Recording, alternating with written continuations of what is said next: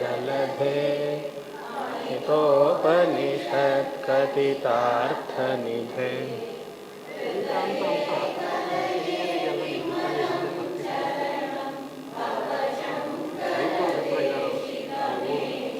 ಜೈಪುರ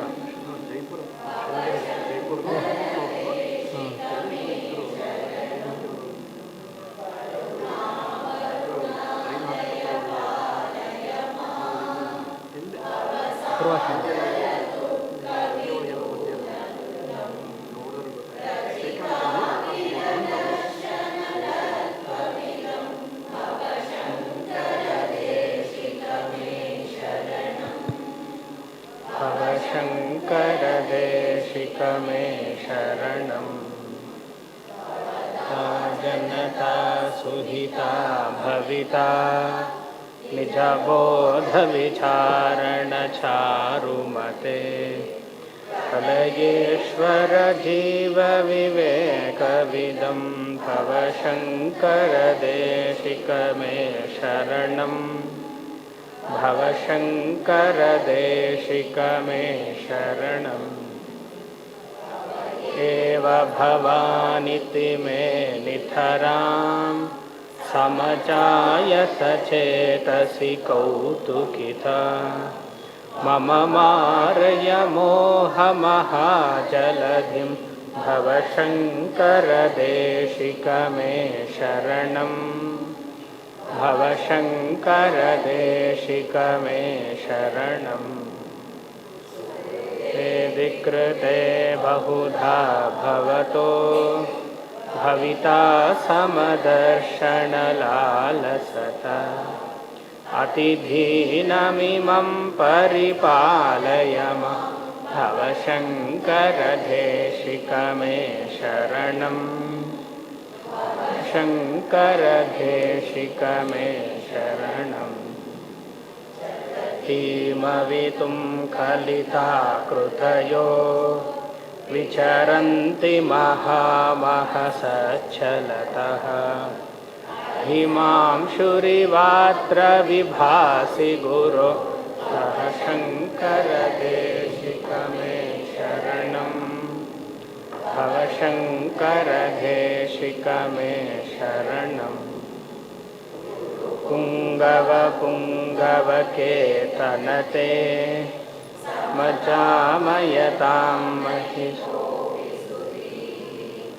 शरणागतवत्सलतत्त्वनिधे भव शङ्करदेशिकमे शरणम् शङ्करदेशिकमे शरणम्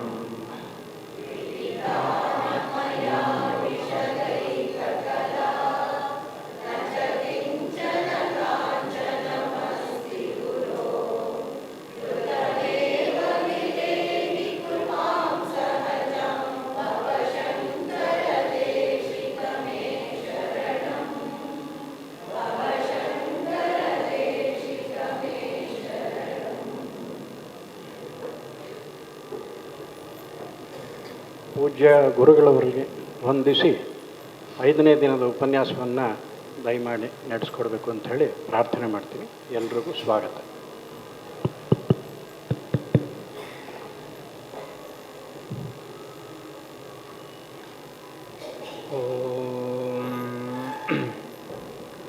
ಗುರುರ್ಬ್ರಹ್ಮ ಗುರುರ್ವಿಷ್ಣುಃ ಗುರುರ್ದೇವೋ ಮಹೇಶ್ವರಃ ಗುರುಃ ಸಾಕ್ಷಾತ್ ಪರಂ ಬ್ರಹ್ಮ ತಸ್ಮೈ ಶ್ರೀ ಗುರವೇ ನಮಃ.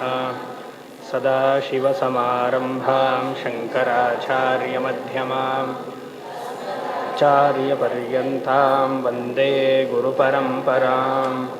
ಸಹನಾ ಭವತು ಸಹನೌ ಭುನಕ್ತು ಸಹ ವೀರ್ಯಂ ಕರವಾವಹೈ ತೇಜಸ್ವಿನಾವಧೀತಮಸ್ತು ಮಾ ವಿದ್ವಿಷಾವಹೈ. ಓಂ ಶಾಂತಿ ಶಾಂತಿ ಶಾಂತಿ. ಓಂ ಶ್ರೀರಾಮಗೀತ ಶ್ಲೋಕ 19. ಶ್ರುತಿ ಪ್ರಮಾಣಾಭಿವಿನಾಶಿತಾ ಚ ಸಾ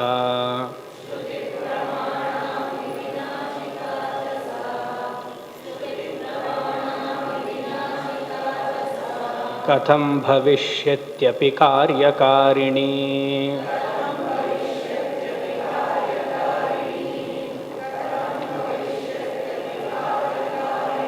ವಿಜ್ಞಾನಮಾತ್ರಾದ್ ಮಲಾದ್ ವಿಲೀಯತೆ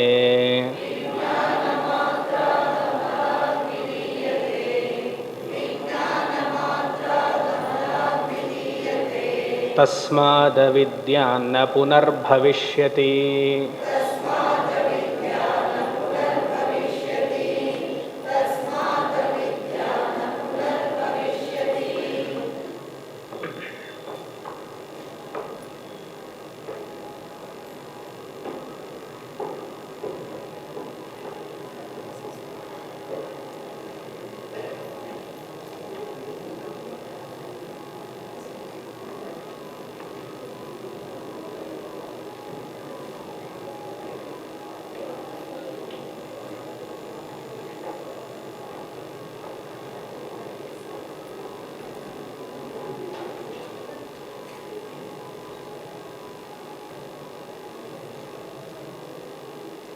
ಓಕೆ,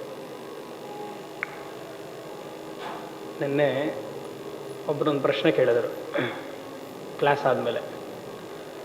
ಕರ್ಮಯೋಗ ಬಗ್ಗೆ ಹೇಳಿದ್ರಿ, ಉಪಾಸನ ಯೋಗವನ್ನು ಹೇಳಿದ್ರಿ, ಜ್ಞಾನ ಯೋಗವನ್ನು ಹೇಳ್ತಿದ್ದೀರಿ, ಎಲ್ಲೂ ಭಕ್ತಿನೇ ಬರಲಿಲ್ವೇ? ರಾಮ ಭಕ್ತಿ ಬಗ್ಗೆ ಮಾತಾಡೋದೇ ಇಲ್ವಾ ಅಲ್ವಾ? ಇವತ್ತು ಇಲ್ಲಿ ಕಾಣ್ತಾ ಇಲ್ಲ, ಅವ್ರು ಬಂದಿದ್ದಾರೋ ಇಲ್ಲೋ ಗೊತ್ತಿಲ್ಲ. ನಾ ಮತ್ತೆ ಹೇಳೋದೇನೋ, ನಮ್ಮ ಕ್ಲಾಸಸ್ಸಲ್ಲ ಭಕ್ತಿಯೋಗ ಅಂತ ಪ್ರತ್ಯೇಕವಾದ ಯೋಗವಿಲ್ಲ. ಇರೋದು ಎರಡೇ ಯೋಗ, ಒಂದು ಕರ್ಮಯೋಗ, ಇನ್ನೊಂದು ಜ್ಞಾನಯೋಗ. ಮತ್ತು ಭಕ್ತಿಯನ್ನು ಎಲ್ಲಿ ಸೇರಿಸೋದು? ಕರ್ಮಯೋಗದಲ್ಲೇ ಸೇರಿಸಬೇಕು. ಲೋಕೇಸ್ಮಿನ್ ವಿವಿಧಾ ನಿಷ್ಠಾ ಪುರಾ ಪ್ರೋಕ್ತ ಮಯಾನಗ ಜ್ಞಾನಯೋಗೇನ ಸಾಂಖ್ಯಾನಾಂ ಕರ್ಮಯೋಗೇಣ ಯೋಗಿನಾಂ. ಎರಡೇ ಯೋಗ ಇರೋದು ಅರ್ಜುನ. ನೀನು ಕರ್ಮಯೋಗಿ ಆಗು, ಇಲ್ಲ ಜ್ಞಾನಯೋಗಕ್ಕೆ ಬಾ. ಮತ್ತು ಹಲವಾರು ಪುಸ್ತಕಗಳೆಲ್ಲ ಇದೆಯಲ್ಲ, ರಾಜಯೋಗ, ಭಕ್ತಿಯೋಗ, ಜ್ಞಾನಯೋಗ, ಧ್ಯಾನ ಯೋಗ, ಕುಂಡಲಿನಿ ಯೋಗ, ಹಠಯೋಗ, ಇದೆಲ್ಲ ಏನು? ಎಲ್ಲ ಕರ್ಮಯೋಗವೇ. ಭಕ್ತಿ ಫೌಂಡೇಶನ್ ಇದ್ದಾಗೆ. ಭಕ್ತಿ ಇಲ್ಲ ಅಂದರೆ ಕರ್ಮಯೋಗವೂ ಇಲ್ಲ, ಜ್ಞಾನಯೋಗವೂ ಇಲ್ಲ, ಧ್ಯಾನ ಯೋಗವೂ ಇಲ್ಲ, ಯಾವ ಕುಂಡಲಿನಿ ಹಠಯೋಗ ಎಂಥದೂ ಇಲ್ಲ. ಭಕ್ತಿ ಇಸ್ ಕಾಮನ್. ಭಕ್ತಿ ಇಲ್ಲ ಅಂದರೆ ಕರ್ಮಯೋಗ ಮಾಡೋಕ್ಕಾಗಲ್ಲ, ಒಪ್ತೀರಾ? ಅದು ಕರ್ಮಯೋಗ ಆಗ್ತಿದೆ ಅಂತ ಹೇಳಿದ್ರೆ ಅದಕ್ಕೆ ಭಕ್ತಿ ಇರಲೇಬೇಕು. ಭಕ್ತಿ ಯಾರ ಮೇಲೆ? ಭಗವಂತನ ಮೇಲೆ. ಮಾಡುವಂತಹ ಕರ್ಮ ಎಲ್ಲ ನಿನಗೆ ಅರ್ಪಿತ ಅಂದರೆ ಅಲ್ಲಿ ಭಕ್ತಿ ಇರಬೇಕಲ್ವ? ಅದೇ ರೀತಿಯಾಗಿ ಧ್ಯಾನ ಯೋಗ. ಯಾರ ಮೇಲೆ ಧ್ಯಾನ ಮಾಡೋದು? ಭಗವಂತನ ಮೇಲೆ. ಭಕ್ತಿ ಇಲ್ಲ ಅಂದರೆ ಹೇಗೆ? ಆದರತೆ, ರೆಸ್ಪೆಕ್ಟ್, ಶ್ರದ್ಧಾ ಇಲ್ಲಾಂದರೆ ಧ್ಯಾನ ಹೇಗೆ ಮಾಡೋಕ್ಕೆ ಸಾಧ್ಯ? ಸೊ ಭಕ್ತಿ ಕಾಮನ್. ಅದೇ ರೀತಿಯಾಗಿ ಜ್ಞಾನಯೋಗದಲ್ಲೂ ಭಕ್ತಿ ಇರಲೇಬೇಕು. ಶಾಸ್ತ್ರವನ್ನು, ಗುರುವನ್ನು, ಈಶ್ವರವನ್ನು ಆಧಾರದಿಂದ ನೋಡಲಿಲ್ಲ ಅಂದರೆ ಫಲಸಿದ್ಧಿ ಆಗಲ್ಲ, ಅದ್ವೈತ ಸಿದ್ಧಿ ಆಗಲ್ಲ. ಸೊ ಭಕ್ತಿ ಕಾಮನ್. ಸಪ್ರೇಟಾಗಿ ಭಕ್ತಿಯೋಗ ಅಂತಿಲ್ಲ, ಮೂರಲ್ಲಿಯೂ ಭಕ್ತಿ ಇರಬೇಕು, ಪ್ರಹರಿಸಬೇಕು. ಈಗೇನಾಗಿದೆ ಭಕ್ತಿ ಅಂತಂದರೆ ನಾಮ ಸಂಕೀರ್ತನೆಗೆ ಭಕ್ತಿ ಅಂತ ಬಂದಿದೆ. ನಾಮ ಸಂಕೀರ್ತನೆ ಏನಾದ್ರು ರಾಮ ಇಲ್ಲ ಹೇಳ್ತಾನ ಅಂತ? ರಾಮ ಅದು ಹೇಳಲ್ಲ. ಯಾಕಂದರೆ ಅದನ್ನು ಕರ್ಮಯೋಗದಲ್ಲಿಯೇ ಹಾಕಿ ಆಯಿತು. ಕರ್ಮಯೋಗ, ಉಪಾಸನ ಯೋಗದಲ್ಲಿ ಜಪಯೋಗ ಅಂದ್ರೇನು? ಒಂಥರ ಉಪಾಸನ ತಾನೇ ಅದು. ಅದೆಲ್ಲ ಮಾಡಿಕೊಂಡು ಚಿತ್ತಶುದ್ಧಿ ಮಾಡ್ಕೊಂಡು ಇವಾಗ ಜ್ಞಾನ ಯೋಗಕ್ಕೆ ಬಂದಿದ್ದೀವಿ. 5ನೇ ದಿವಸ ಎಲ್ಲರೂ ಇವಾಗ ತಾತ್ಕಾಲಿಕವಾಗಿ ಜ್ಞಾನಿಗಳಾಗಿದ್ದೀರಿ.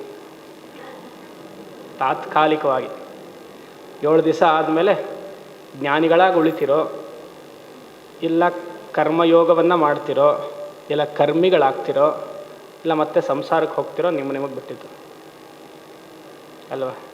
ಸೊ ಒಬ್ಬರು ನನ್ನ ಪ್ರಶ್ನೆ ಕೇಳಿದ್ರು, ಅದಕ್ಕೆ ಉತ್ತರ. ಸರಿ, ಈಗ ಜ್ಞಾನಕರ್ಮ ಸಮುಚ್ಚಯದ ವಾದವನ್ನು ರಾಮ ರಿಫ್ಯೂಟ್ ಮಾಡ್ತಿದ್ದಾನೆ. ಜ್ಞಾನಯೋಗ, ಜ್ಞಾನಕರ್ಮ ಸಮುಚ್ಚಯವಾದವನ್ನು ನಾವು ಒಪ್ಪೋದಿಲ್ಲ. ಆತ್ಮಜ್ಞಾನಕ್ಕೆ ಕೇವಲ ಮಿಯರ್ ನಾಲೆಡ್ಜ್ ಈ ಶ್ಲೋಕದಲ್ಲಿ ಬರುತ್ತೆ, ಮುಂದಿನ ಶ್ಲೋಕದಲ್ಲಿ ಮಿಯರ್ ನಾಲೆಡ್ಜ್. ಕೆಲವ್ರಿಗೆಲ್ಲ ಅದು ಒಪ್ಕೊಳ್ಳೋಕ್ಕಾಗಲ್ಲ, ಡೈಜೆಸ್ಟ್ ಮಾಡ್ಕೊಳ್ಳೋಕ್ಕಾಗಲ್ಲ. ಅದು ಹೇಗೆ ಮಿಯರ್ ನಾಲೆಡ್ಜ್ ಅಂತೀರ? ಕೇವಲ ಜ್ಞಾನ. ಕೇವಲ ಅನ್ನೋ ಪದಕ್ಕೆ ತಮಿಳಲ್ಲಿ ಬೇರೆ ಅರ್ಥ ಇದೆ.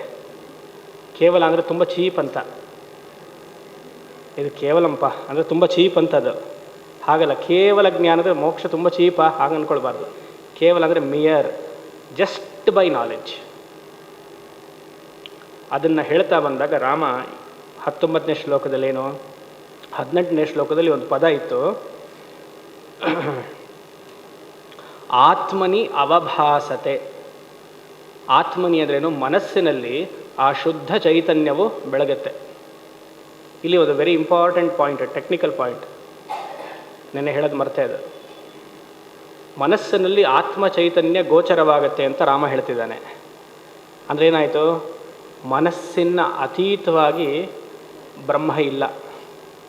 ಯೂಶಲಿ ಏನು ಹೇಳ್ತಾರೆ ಯೋಗಿಗಳೆಲ್ಲ, ಸಮಾಧಿಸ್ಥರೆಲ್ಲ ಏನು ಹೇಳ್ತಾರೆ, ಮನಸ್ಸನ್ನು ನಾಶ ಮಾಡು, ಮನೋನಾಶ ಆಗಬೇಕು, ಮನೋಲಯ ಆಗಬೇಕು, ಅಥವಾ ಮನಸ್ಸನ್ನು ದಾಟಬೇಕು, ಗೋ ಬಿಯಾಂಡ್ ದ ಮೈಂಡ್. ಕೇಳಿದ್ದೀರಾ? ಕೆಲವು ಪುಸ್ತಕದಲ್ಲೆಲ್ಲ ಆರ್ಟಿಕಲ್ಸ್ ಎಲ್ಲ ಬರುತ್ತಲ್ಲ, ಟೈಮ್ಸ್ ಆಫ್ ಇಂಡಿಯಾಲೆಲ್ಲ, ಅದ್ಯಾವುದು ಸ್ಪೀಕಿಂಗ್ ಟ್ರೀ, ಅದು ಟೈಟಲ್ಲೇ ಸರಿ ಇಲ್ಲ. ಸ್ಪೀಕಿಂಗ್ ಮರ ಹೆಂಗೆ ಮಾತಾಡುತ್ತೆ, ಆರ್ಟಿಕಲ್ಸು ಹಾಗೇ ಇರುತ್ತೆ. ಶಾಸ್ತ್ರವನ್ನು ಅಧ್ಯಯನ ಮಾಡಿದ ಯಾರೆಲ್ಲ ಬರೀತಾರಲ್ಲ, ಯೂಶಲಿ ಅಲ್ಲಿ ಗೋ ಬಿಯಾಂಡ್ ದ ಮೈಂಡ್. ಇಲ್ಲಿ ಹೇಳ್ತಿದ್ದಾನೆ ರಾಮ, ಆತ್ಮನಿ ಅವಭಾಸತೆ, ಶುದ್ಧ ಮನಸ್ಸಿನಲ್ಲಿ ನಿನ್ನ ನಿಜ ಸ್ವರೂಪ ಕಾಣುತ್ತೆ. ಅದಕ್ಕೆ ಈ 19 ಹೇಗೆ ಕಾಣುತ್ತೆ ಅಂತ ಹಿಂದಿನ ಶ್ಲೋಕದಲ್ಲಿ ಹೇಳಿಲ್ಲ. ಇಲ್ಲಿ ಹೇಗೆ ಕಾಣುತ್ತೆ, ಶ್ರುತಿ ಪ್ರಮಾಣ. ಶ್ರುತಿ ಪ್ರಮಾಣದಿಂದ ನೀನು ಮನಸ್ಸನ್ನು ಶುದ್ಧಿ ಮಾಡಿಕೊಂಡು ಶ್ರವಣ ಮನನ ನಿಧಿಧ್ಯಾಸವನ್ನು ಮಾಡ್ತಾ ಬಂದರೆ ಆತ್ಮ ಗೋಚರ ಆಗುತ್ತೆ. ಗೋಚರ ಆಗುತ್ತೆ ಅಂದರೆ ಏನು, ಎಲ್ಲಿಂದನೋ ಬರಲ್ಲ, ಅದೊಂದು ಲೈಟ್ ಥರ ಇಲ್ಲಿ ಬಂದು ಸೇರ್ಕೊಳ್ಳೋದು ಅದೆಲ್ಲ ಇಲ್ಲ. ಅದೆಲ್ಲ ಫಿಲಮಲ್ಲಿ ಮಾತ್ರ, ನಿಜವಾಗ್ಲೂ ಆಗಲ್ಲ ಆ ಥರ. ಎಲ್ಲಿಂದನೋ ಬರೋದು ಹೋಗೋದು ಅಂದರೆ it is an object of perception ಅಲ್ವಾ. ಬರೋದು ಆತ್ಮವು ಸರ್ವವ್ಯಾಪಕ, ಎಲ್ಲ ಕಡೆ ಇದ್ದಾಗ ಇಲ್ಲಿ ಬಂತು ಹೋಯಿತು ಅದೆಲ್ಲ ಆಭಾಸ, ತೋರಿಕೆ ಮಾತ್ರ. ಅದಕ್ಕೆ ನಾನು ಹೇಳಿದ್ದು ಕಗ್ಗವನ್ನು ಉದ್ಧರಿಸಿದ್ದು ನಾನು, ತೋರಿಕೆ ಮಾತ್ರ. ಅದಕ್ಕೆ ರಾಮ್ ಗೋಪಾಲ್ ನೆನ್ನೆ ಒಂದು ಕ್ಲಾಸ್ ಆದಮೇಲೆ ಒಂದು ಮಾತು ಹೇಳಿದ್ರು. ಸ್ವಾಮಿ ಸರ್ವಪ್ರಿಯಾನಂದರು ಕೇಳಿದ್ದೀರಾ? ಅವ್ರು ಕೇಳಿದ್ರೆ ಯಾರು ಇರ್ತಾರೆ? The most wanted, talented, highly seen Swami ಸರ್ವಪ್ರಿಯಾನಂದರು, ರಾಮಕೃಷ್ಣ ಮಿಷನ್ ನ್ಯೂಯಾರ್ಕ್. ಅವರು ಅಧ್ಯಾಸ ಭಾಷ್ಯವನ್ನು ಪಾಠವನ್ನು ಮಾಡುತ್ತಿದ್ದಾಗ ಅಲ್ಲೊಂದು ಪ್ರಸಂಗ ಬಂತಂತೆ. ಒಬ್ಬರು ಸ್ವಾಮಿಗಳು ಹಿಮಾಲಯಸಲ್ಲಿ ಗಂಗೋತ್ರಿಯ ದಡದಲ್ಲಿ ಕೂತಿದ್ದರಂತೆ. ಅವರ ಜೊತೆಗೆ ಬಂದಿರುವಂತಹ, ಅವ್ರ ಜೊತೆಗಿರುವಂತಹ ಶಿಷ್ಯ ಮತ್ತು ಹೀಗೆ ಟ್ರಕ್ಕಿಂಗ್ ಎಲ್ಲ ಹೋಗ್ತಾರಲ್ಲ ಅವರೆಲ್ಲ ಫೋಟೋ ತೆಗಿತಾ ಇದ್ರಂತೆ, ಗಂಗೆಯನ್ನು ಹರಿಯೋದು ಗಂಗೋತ್ರಿಯಲ್ಲಿ. ಅದು ಫೋಟೋ ಎಲ್ಲ ತೆಗೆದ ಮೇಲೆ ಸ್ವಾಮೀಜಿಗೆ ತೋರಿಸಿದ್ರಂತೆ. ನೋಡಿ ಎಷ್ಟು ಚೆನ್ನಾಗಿದೆ, ಗಂಗೆ ಹರಿತಾ ಇದೆ, ಕಲ್ಲುಗಳೆಲ್ಲ ಕಾಣುತ್ತೆ, ಶುದ್ಧವಾಗಿ ಹರಿತಾ ಇದ್ದಾಳೆ, ರಭಸವಾಗಿ ಹರಿತಿದ್ದಾಳೆ ಗಂಗೆ ಅಂತ. ಆ ವಿಡಿಯೋ ನೋಡಿ ಆ ಸ್ವಾಮೀಜಿ ಕೇಳಿದ್ರಂತೆ, ಯಾರು? ಗಂಗೋತ್ರಿಲಿರುವಂತಹ ಸ್ವಾಮೀಜಿ. ಇದನ್ನು ಯಾರು ಹೇಳ್ತಿದ್ದಾರೆ? ಸರ್ವಪ್ರಿಯಾನಂದರು ಹೇಳ್ತಾರೆ. ಅದು ನನಗೆ ಹೇಗೆ ಗೊತ್ತಾಯಿತು? ಹಾಂ, ಇದೇನು ರಾಮಗೀತ ಅಲ್ವಾ? ಯಾರ ಉಪದೇಶ? ರಾಮನ ಉಪದೇಶ ಲಕ್ಷ್ಮಣನಿಗೆ. ಎಲ್ಲಿ ಯಾರು ಹೇಳ್ತಿದ್ದಾರೆ? ಈಶ್ವರ ಪಾರ್ವತಿಗೆ. ಯಾವುದಲ್ಲಿ? ಬ್ರಹ್ಮಾಂಡ ಪುರಾಣದಲ್ಲಿ. ಯಾವ ಗ್ರಂಥ? ಆಧ್ಯಾತ್ಮ ರಾಮಾಯಣ. ಎಷ್ಟಿದೆ ನೋಡಿ ಅಲ್ವಾ? ಸೊ ಹಾಗೆ ಆ ವಿಡಿಯೋ ನೋಡಿ ಅವ್ರು ಹೇಳಿದ್ರಂತೆ, ಆ ಗಂಗೆಯನ್ನು ನನ್ನ ಕೈ ಸ್ವಲ್ಪ ಕೊಡು ಅಂತ. ಯಾರು? ಸ್ವಾಮೀಜಿ. ಅದು ಹೇಗೆ ಕೊಡೋಕ್ಕಾಗತ್ತೆ? ಪೆದ್ದಾಗಿ ಮಾತಾಡ್ತೀರಲ್ಲ ನೀವು, ಗಂಗೆನ ಹೇಗೆ ಕೊಡೋಕ್ಕಾಗತ್ತೆ ಕೈಯಲ್ಲಿ? ಅಲ್ಲಿ ಶಬ್ದ ಬರ್ತಾ ಇದೆಯಲ್ಲ, ಕೊಡು. ಪ್ಲೇಯಲ್ಲಿ ಮಾಡಿದಾಗ ಶಬ್ದ ಬರುತ್ತಲ್ಲ, ಕೊಡು ಅಂತ. ಇಲ್ಲ, ಅದು ತೋರಿಕೆ ಮಾತ್ರ ಅಂತ ಆತ ಹೇಳಿದಂತೆ. ಯಾರು ವಿಡಿಯೋ ತೆಗಿಳ್ತಿದ್ದು ತೋರಿಕೆ ಮಾತ್ರ. ಅದಕ್ಕೆ ಅವ್ರ ಸ್ವಾಮೀಜಿ ಹೇಳ್ತಾನೆ, ಇದು ತೋರಿಕೆ ಮಾತ್ರ. ಸಮಸ್ತ ಪ್ರಪಂಚ ಏನಿದೆಯಲ್ಲ ಕೇವಲಂ ದಿಕ್ತಾ ಹೇ, ಸಚ್ ನಹಿ ಹೇ. ಸಮಸ್ತ ಪ್ರಪಂಚ ಏನು ನೋಡ್ತಿದ್ದೀರಾ, it is just a mere scene ಅಷ್ಟೇ. ಸತ್ಯಾಂಶ ಇಲ್ಲ ಅಲ್ಲಿ.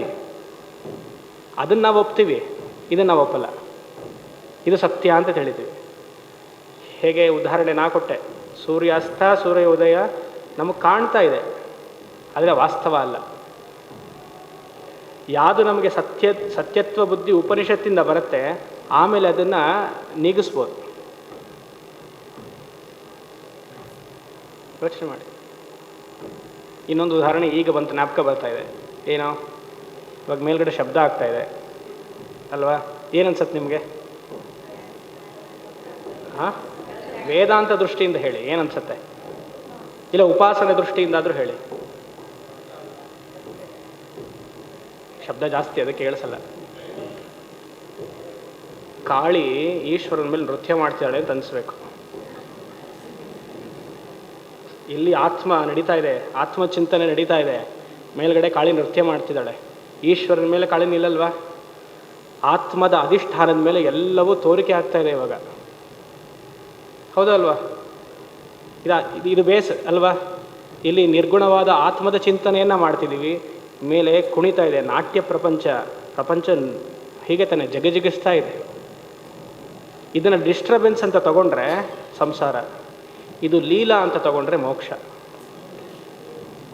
ಯೋಚನೆ ಮಾಡಿ. ಪ್ರತಿಯೊಂದು ಸನ್ನಿವೇಶವನ್ನು ವೇದಾಂತ ದೃಷ್ಟಿಯಿಂದ ನೋಡ್ಬೇಕು ನಾವು. ಇಲ್ಲಾಂದರೆ ಅದು ವ್ಯರ್ಥ. ಇಲ್ಲಾಂದರೆ ಮತ್ತೆ ಬರಬೇಕಾಗತ್ತೆ. ಏನಿದೆ ಡಿಸ್ಟರ್ಬ್ ಆಗ್ತಿದೆಯಲ್ಲ ಅಂತಂದರೆ ಮತ್ತೆ ಒಂದು ಜನ್ಮ. ಡಿಸ್ಟರ್ಬ್ ಅಂತ ಅನಿಸ್ಬಿಡ್ತು ಮನಸ್ಸಿಗೆ, ನೆಕ್ಸ್ಟ್ ಜನ್ಮಗೆ ರೆಡಿ ಆಗ್ಬೇಕು ನೀವು. ಯೋಚನೆ ಮಾಡಿ. ಸೊ ತೋರಿಕೆ ಮಾತ್ರ. ಶ್ರುತಿ ಪ್ರಮಾಣ, ಮನಸ್ಸನ್ನು ದಾಟುವಂಥ ಶಾಸ್ತ್ರ ನಮ್ಮದಲ್ಲ. ಬಿಯಾಂಡ್ ದಿ ಮೈಂಡ್, ಅಸಂಪ್ರದಾಯ ಟೀಚಿಂಗ್ ಅವೆಲ್ಲ. ಮನಸ್ಸನ್ನು ಸುಮಾರು ಜನ ಸಂಪ್ರದಾಯಸ್ಥಲ್ಲಿರುವಂತಹ ಯತಿಗಳೇ ಹಾಗೆ ಹೇಳ್ತಾರೆ, ಮನಸ್ಸನ್ನು ದಾಟಬೇಕಪ್ಪ, ಮನಸ್ಸು ಹಿಂದೆ ಹೋಗಬೇಕಪ್ಪ. ಮನಸ್ಸನ್ನು ಹಿಂದೆ ಹೋಗೋಕ್ಕಾಗಲ್ಲ. ಮನಸ್ಸು ಮಿಥ್ಯ ಅಂತ ಮಾಡಬೇಕು. ಮನಸ್ಸಿಗೆ ಸತ್ಯತ್ವ ಬುದ್ಧಿ ಕೊಡಬಾರ್ದು. ಅವಭಾತಿ, ಶುದ್ಧ ಮನಸ್ಸಿನಲ್ಲಿ ಆತ್ಮ ಹೇಗೆ ಗೋಚರ ಆಗುತ್ತೆ? ನನ್ನ ಕನ್ನಡಿಯಲ್ಲಿ ನನ್ನ ಮುಖ ಹೇಗೆ ನೋಡ್ಕೊಳ್ತೀನೋ, ಶಾಸ್ತ್ರ ದರ್ಪಣವನ್ನು ನಾನು ನೋಡ್ತಿದ್ದಾಗ ಅದು ನನ್ನನ್ನೇ ಅಡ್ರೆಸ್ ಮಾಡ್ತಿದೆ. ಪ್ರತಿಯೊಂದು ಶಾಸ್ತ್ರದ ವಾಕ್ಯವು ನನ್ನನ್ನು ಅಡ್ರೆಸ್ ಮಾಡ್ತಿದೆ. ದೇಹ ಮನಸ್ಸು ಬುದ್ಧಿ ಅಂತ ಅಂದ್ಕೊಂಡಿದ್ನಲ್ಲ, ಅದು ತಪ್ಪು. ಶಾಸ್ತ್ರ ಎಷ್ಟು ಚೆನ್ನಾಗಿ ಹೇಳ್ತಿದೆ, ತ್ವಂ ಶುದ್ಧ ಬುದ್ಧೋಸಿ ನತು ದೇಹ ಅಂತ ಹೇಳ್ತಿದ್ದಾಗ ನಾನು ಅಂತ ಗೊತ್ತಾಡಬೇಕು. ಅದನ್ನು ಹೇಳಿ ಒಂದು ಸತಿ ಆ ಆತ್ಮಜ್ಞಾನ ಬಂತು ಅಂದರೆ ಮತ್ತೆ ಅಜ್ಞಾನದ ಲವಲೇಶವೂ ನಮಗಿರೋದಿಲ್ಲ. ಅಜ್ಞಾನ ಹೋಯಿತು. ಈಗ ಸೂರ್ಯ ಉದಯಿಸ್ತಾನ ಅಸ್ತಮ ಆಗ್ತಾನ ಅಂತ ಅಜ್ಞಾನ ನಿಮಗಿದೆಯಾ ಇವಾಗ? ಇವಾಗಲ್ಲ, ಯಾವಾಗಲೂ ಇರಲಿಲ್ಲ ಅಲ್ವಾ? ಆದರೆ ಅವನು ಉದಯಿಸ್ತಾನೆ ಅಸ್ತಮಾನ ಆಗ್ತಾನೆ ಅಂತ ಯಾರೇ ಹೇಳಿದ್ರು ನೀವೇನು ಮಾಡ್ತೀರಾ?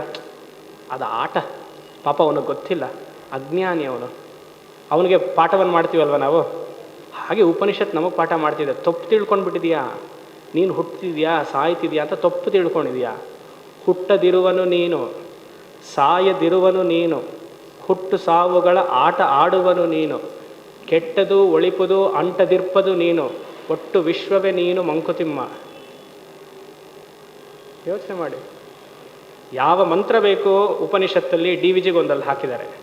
ಗೀತೆಯ ಯಾವ ಶ್ಲೋಕ ಬೇಕೋ ಕಗ್ಗದಲ್ಲಿದೆ. ರಾಮಗೀತೆ ಯಾರು ಬೇಕೋ ಕಗ್ಗದಲ್ಲಿದೆ. ಡೇಟ್ ಆಫ್ ಬರ್ತ್ ಯಾರಿಗೆ? ಸ್ಥೂಲ ಶರೀರಕ್ಕೆ. ಡೇಟ್ ಆಫ್ ಡೆತ್ ಯಾರಿಗೆ? ಸ್ಥೂಲ ಶರೀರಕ್ಕೆ. ನಾನು ಯಾರು? ಎಷ್ಟು ಬಟ್ಟೆಗಳನ್ನ ಬದಲಾಯಿಸಿಲ್ಲ ನಾವು ಅಲ್ವಾ? ಬೆಳಗ್ಗೆ ಒಂದು ಹಾಕೊಂಡಿದ್ದೀವಿ, ಮಧ್ಯೆ ಒಂದು ಹಾಕೊಳ್ತೀವಿ. ವಾಸಾಂಸಿ ಜೀರ್ಣಾನಿ ಯಥಾವಿಹಾಯ. ಯಾತಕ್ಕೆ ಕಳಬೇಕು? ತೋರಿಕೆ ಮಾತ್ರ ತಾನೆ. I am using this costume. ಬಟ್ಟೆಯನ್ನು ಹೇಗೆ ಉಪಯೋಗಿಸಿ ಅದು ಕೊಳೆ ಆದಮೇಲೆ ಬಿಸಾಕ್ತೀನೋ, ಈ ಶರೀರ ಭಗವಂತ ಪ್ರಾರಬ್ಧವಶಾತ್ ಕೊಟ್ಟಿದ್ದಾನೆ. ಆ ಪ್ರಾರಬ್ಧ ಮುಗಿದ ಮೇಲೆ ಸಂತೋಷವಾಗಿ ಬಿಡಬೇಕು. ಅದು ಗರ್ಭದಲ್ಲಿದ್ದಾಗಲೇ ಪ್ರಾರಬ್ಧ ಮುಗೀತು ಅಂದರೆ ಮುಗೀತು, ಅಳಬಾರ್ದು. ಮಗು ಹೊರಗಡೆ ಬಂದಮೇಲೆ 2ನೇ ವರ್ಷಕ್ಕೆ ಮಗು ಸಾಯಿತು ಅಂದರೆ ಅಷ್ಟೇ ಇದ್ದಿದ್ದು ಪ್ರಾರಬ್ಧ. ಇಲ್ಲ, ಹೀಗಾಗೋಯ್ತು ಸ್ವಾಮೀಜಿ, ಗರ್ಭದಲ್ಲಿಯೇ 3 ಸತಿ ಆಯಿತು. ಒಬ್ಬರಮ್ಮ ಇವತ್ತು ಮಧ್ಯಾಹ್ನ, ಇನ್ನೊಂದು ಅಸೈಡ್ ನೋಡು, ಇವತ್ತು ಬೆಳಗ್ಗೆ ಹೊರಗಡೆ ಹೋಗಿ ಒಂದು ಶ್ರೀವಿದ್ಯಾ ದೇವಸ್ಥಾನದಲ್ಲಿ ಕುಂಭಾಭಿಷೇಕ ಮುಗಿಸ್ಕೊಂಡು ಬಂದೆ. ಕೆಳಗಡೆ ಒಬ್ಬರು ಅಮ್ಮ ಕೂತಿದ್ರು, ಅಮ್ಮ ಮಗಳು. ಅಮ್ಮನಿಗೆ 73 ವರ್ಷ, ಮಗಳಿಗೊಂದು 50 ವರ್ಷ. 10 ಗಂಟೆಗೆ ಬಂದ್ರಂತೆ ನಾನು ನೋಡೋಕ್ಕೆ. ಪಾಪ ಅವ್ರಿಗೆ ಗೊತ್ತಿಲ್ಲ, ಬಂದ್ಬಿಟ್ಟಿದ್ದಾರೆ. ಸ್ವಾಮಿಗಳನ್ನ ನೋಡೋವರೆಗೂ ಊಟನೂ ಮಾಡಲ್ಲ ಅಂತ ತಾಯಿ ಸಂಕಲ್ಪ. 73 ವರ್ಷ, ಡಯಾಬಿಟಿಸ್. ಅದು ಹೇಳಬೇಕು ಡೆಸಿಗ್ನೇಷನ್. 73 ವರ್ಷ ಡಯಾಬಿಟಿಸ್. ಸರಿ, ಬಂದಿದ ತಕ್ಷಣ ಅಲ್ಲಿ ನಿಂತಿದ್ರು. ನೀವು ಹೊರಟು ಬಿಡ್ಬೋದಾಗಿತ್ತಲ್ಲ ಅಂತಂದೆ. ಇಲ್ಲ ಮಗಳು ಇಲ್ಲೇ ಪಾಕಶಾಲೆಯಲ್ಲಿ 2 ಇಡ್ಲಿ ಕೊಡಿಸೋದು ತಿನ್ಕೊಂಡು ಬಂದೆ, ಸ್ವಲ್ಪ ಇಲ್ಲ ಇದಾಗ್ತಾಯಿತ್ತು. ಹಾಗೆ ನಾನು ಹೇಳಿದೆ, ಯಾತಕ್ಕೆ ಇಷ್ಟು ವೆಯ್ಟ್ ಮಾಡ್ತೀರಾ? ಅಷ್ಟೇನು ಇಂಪಾರ್ಟೆಂಟ್ ಪರ್ಸನ್ ಅಲ್ಲ, ಆರಾಮಾಗಿ ಹೋಗ್ಬೋದಾಗಿತ್ತಲ್ಲ. ಇಲ್ಲಾಂದರೆ ಇನ್ನೊಂದು ಸತಿ ನೋಡ್ಬೋದಾಗಿತ್ತು. ಇಲ್ಲ, 3 ವರ್ಷದಿಂದ ನಿಮ್ಮನ್ನ ಫಾಲೋ ಮಾಡ್ತಾಯಿದ್ದೀನಿ ಅಂದರು. ಯಾರು ಅಮ್ಮ ಹೇಳಿದ್ದು, from 3 years I am following you Swamiji. ಇಲ್ಲಿ ಯೂಟ್ಯೂಬಲ್ಲಿ ನಿಮ್ಮ ನೋಡ್ತಾ ಇದ್ದೀನಿ. 3 ವರ್ಷದಿಂದ ನೋಡಿ ಫುಲ್ ಟ್ರಾನ್ಸ್ಫಾರ್ಮ್ ಆಗಿದ್ದೀನಿ ನಾನು. 3 ವರ್ಷದಲ್ಲಿ ನಾನು ಏನು ಮಾಡಬೇಕಾಗಿತ್ತು, 70 ವರ್ಷ ಜೀವನ ಹಾಳು ಮಾಡಿಬಿಟ್ಟೆ ನಾನು. 3 ವರ್ಷದಲ್ಲಿ ಎಲ್ಲ ಕೇಳಿ ಕೇಳಿ ಇವಾಗ ಸಂಪೂರ್ಣವಾಗಿ ಜ್ಞಾನ ವೈರಾಗ್ಯ ಬಂದಿದೆ. ನಚಿಕೇತ ಹೇಗೆ ಯಮನ ಜಾಗದಲ್ಲಿ 3 ದಿವಸ ಇದ್ನೋ, ನಾನು 3 ಗಂಟೆ ಇರೋಕ್ಕಾಗಲ್ವ ನಿಮಗೋಸ್ಕರ ಅಂದರು ಅಮ್ಮ. ರಾಮಗೋಪಾಲ್ ಇದ್ದರು. ನನ್ನ ಮಗಳಿಗೆ ಇದನ್ನೇ, ನಮ್ಮ ಮಗಳು ಸ್ವಲ್ಪ ಏನು ತೊಂದರೆ ಇತ್ತು, ಇದೆಲ್ಲ ಕೇಳಾದ್ಮೇಲೆ ಸರಿ ಆಯಿತು. ನಿಮ್ಮದು ಲಲಿತಾ ಸಹಸ್ರನಾಮದ ಪೂರ್ತಿ ಪ್ರವಚನ ಕೇಳಿದ್ರು, ಅದಕ್ಕೆ ಒಂದು ರಿಕ್ವೆಸ್ಟ್ ಮಾಡೋಕ್ಕೆ ಬಂದಿದ್ದೀನಿ. ಅಮ್ಮ ಹೇಳಿದ್ದು, ದಯವಿಟ್ಟು ಶ್ರೀವಿದ್ಯೆ ಉಪದೇಶ ಕೊಡ್ತೀರಾ? ಅದನ್ನು ಶ್ರೀವಿದ್ಯೆಯನ್ನು ತಗೊಂಡು ಪ್ರಾಣ ಬಿಡಬೇಕು ಅಂತ ಅಂದ್ಕೊಂಡಿದ್ದೀನಿ. ನೀವು ಹ್ಞೂ ಅಂದ್ಬಿಟ್ರೆ ಇವತ್ತೇ ರೆಡಿ ನಾನು ಅಂತಂದರು. ಯಾತಕ್ಕೆ ಹೇಳಕ್ಕೆ ಬಂದೆ, ಇದು ಟಾಪಿಕ್ ಅಲ್ಲ, ಸಡನ್ನಾಗಿ ಅನಿಸ್ತು. 73 ವರ್ಷ ಆದರೂ ಆರೋಗ್ಯ ಸರಿ ಇಲ್ಲ ಅಂದರೂ ಬಂದಿದ್ದಾರೆ ನೋಡಿ ಅವರು. ಇಚ್ಛೆ ಇದೆಯಲ್ಲ, ಅದಕ್ಕೂ ಹೇಳಿದೆ. ಹಾಂ, ಸೊ ಎಲ್ಲಿದ್ದೆ ಮರ್ತೋಯ್ತಾ? ಹಾಂ, ಆತ್ಮನಿ ಅವಭಾಸತೆ. ಸೊ ತೋರಿಕೆ ಮಾತ್ರ. ಹಾಂ, ಇಲ್ಲ ಅದಲ್ಲ, ಪ್ರಾರಬ್ಧವಶಾತ್. ಇದು ವಾಸಾಂಸಿ ಜೀರ್ಣಾನಿ ಯಥಾವಿಹಾಯ ಅಂತ ಹೇಳ್ತಿದ್ದೆ. ಅದು ತಾನಾಗೆ ಶರೀರ ಅಳಬಾರ್ದು. ಯಾರಿಗೆ ಎಷ್ಟು ಜನ್ಮವೋ ಯಾರಿಗೂ ಗೊತ್ತು. ಗರ್ಭದಲ್ಲಿದ್ದಾಗಲೇ ಹೋಗ್ತಾರೆ ಭಗವಂತನ. ಐತಿರೇಯ ಉಪನಿಷತ್ ನಾವು ಪ್ರವಚನದಲ್ಲಿ ನೋಡಿದ್ವಲ್ಲ, ವಾಮದೇವನಿಗೆ ಎಷ್ಟಿತ್ತು? ಗರ್ಭದಲ್ಲಿ ಮಾತ್ರ ಮಹಾವಾಕ್ಯವರೆಗೂ ಉಪದೇಶ ಆಗೋವರೆಗೂ ಮಾತ್ರ ವಾಮದೇವ ಗರ್ಭದಲ್ಲಿದ್ದ. ಮಹಾವಾಕ್ಯ ಉಪದೇಶ ಆಯಿತು, ಮುಗೀತು. ಉಪನಿಷತ್ತಲ್ಲಿ ಯಾಕೆ ನಮಗೆ ಈ ರೀತಿಯಾಗಿ ಮಾರ್ಗದರ್ಶನ ಮಾಡ್ತಿದೆ? ಶರೀರ ನೀನಲ್ಲ, ಶರೀರ ಭಗವಂತ ನಿಮಗೆ ಪ್ರಾರಬ್ಧ ಕರ್ಮವನ್ನು ಕ್ಷಯ ಮಾಡ್ಕೊಳ್ಳೋಕೆ ಮಾತ್ರ ಕೊಟ್ಟಿದ್ದಾನೆ. ಪ್ರಾರಬ್ಧ ಯಾವತ್ತೂ ಕೆಟ್ಟದಾಗಿರಲ್ಲ. ಸುಖ ದುಃಖ ನೋವು ನಲಿವು ಬರ್ತಾನೆ ಇರುತ್ತೆ. ಸಮದುಃಖ ಸುಖಂ ಧೀರಂ ಸೋಮ್ ಅಮೃತತ್ವಾಯಿ ಕಲ್ಪತೆ. ಯೋಚನೆ ಮಾಡಿ. ಶ್ರುತಿ ಪ್ರಮಾಣ ಅಂದ್ರೇನು? A valid source of knowledge. ಶಾಸ್ತ್ರವನ್ನು ಸಂಪ್ರದಾಯ ರೀತಿಯಾಗಿ ಕಲಿಬೇಕು. ಆವಾಗ ಮಿಸ್ಟೇಕ್ ಬರಲ್ಲ, ನಮಗೆ ತಪ್ಪೆಲ್ಲ ಇರಲ್ಲ. ಪುಸ್ತಕಗಳನ್ನು ಓದಿ, ಆನ್ಲೈನ್ಸ್ ಆರ್ಟಿಕಲ್ಸ್ನ ಓದಿ ತಪ್ಪಾಗಿ ಕಲ್ಪನೆ ಮಾಡ್ಕೊಂಡ್ಬಿಡ್ತೀವಿ. ಯಾಕಂದ್ರೆ ನನಗೆ ಗೊತ್ತಿರೋ ಪ್ರಕಾರ ಸಂಪ್ರದಾಯಸ್ಥರು ಯಾರೂ ಬರೆಯಲ್ಲ ಆರ್ಟಿಕಲ್ಸ್ ಅಲ್ವಾ? ಯಾರು ಅಷ್ಟೆಲ್ಲ ಟೈಮ್ ವೇಸ್ಟ್ ಮಾಡಲ್ಲ ಅವರು.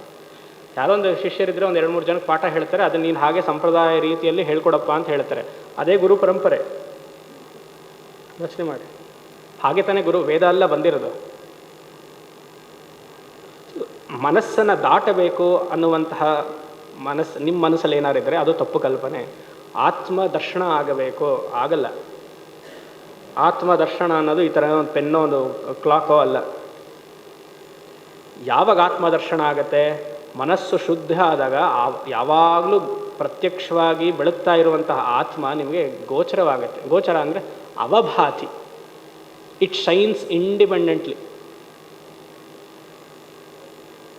ಒಂದು ಸತಿ ಆ ಥರ ಆಯಿತು, ಅಜ್ಞಾನ ಹೋಯಿತು. ಮತ್ತು ಅಜ್ಞಾನ ಬರಲ್ಲ. ಹೇಗೆ ಸೂರ್ಯದಲ್ಲಿ ಉದಯಾಸ್ತಮದಲ್ಲಿ ನಮಗೆ ಅಜ್ಞಾನ ಇಲ್ಲವೋ ಹಾಗೆ ನಾನು ಯಾರು ಅಂತ ಗೊತ್ತಾದ ಮೇಲೆ ಅಜ್ಞಾನ ಬರಲ್ಲ. ಆದರೆ ನಮಗೇನು ಪ್ರಾಬ್ಲಮ್ ಆಗಿದೆ ಅಂದರೆ ಆ ಜ್ಞಾನ ದೃಢವಾಗಿಲ್ಲ ಅಷ್ಟೆ. ಆತ್ಮಜ್ಞಾನಿ ನಾ ಆತ್ಮಸ್ವರೂಪ ಅನ್ನೋ ದೃಢತೆ ಇಲ್ಲ. ಆ ದೃಢತೆಗೆ ಏನು ಮಾಡಬೇಕು? ಮತ್ತೆ ಶಾಸ್ತ್ರಾಧ್ಯಯನ ಓದ್ತಾ ಇರಬೇಕು. ಶರೀರ ಕೊಳೆಯಾದಾಗ ಏನು ಮಾಡ್ತೀವಿ? ಸ್ನಾನ ಮಾಡ್ತೀವಿ. ಮನಸ್ಸೆಲ್ಲ ಲೌಕಿಕಕ್ಕೆ ಹೋಗ್ತಿದ್ದಾಗ, ದೇಹ ಮನಸ್ಸು ಬುದ್ಧಿ ಸಂಬಂಧಗಳು ಹೋಗ್ತಿದ್ದಾಗೆಲ್ಲ ವಾಪಸ್ ತೊಗೊಂಡು ಬರಬೇಕು. ಅದಕ್ಕೊಂದು ವಾಕ್ಯ ಹಾಕಿದ್ರು ಇಲ್ಲಿ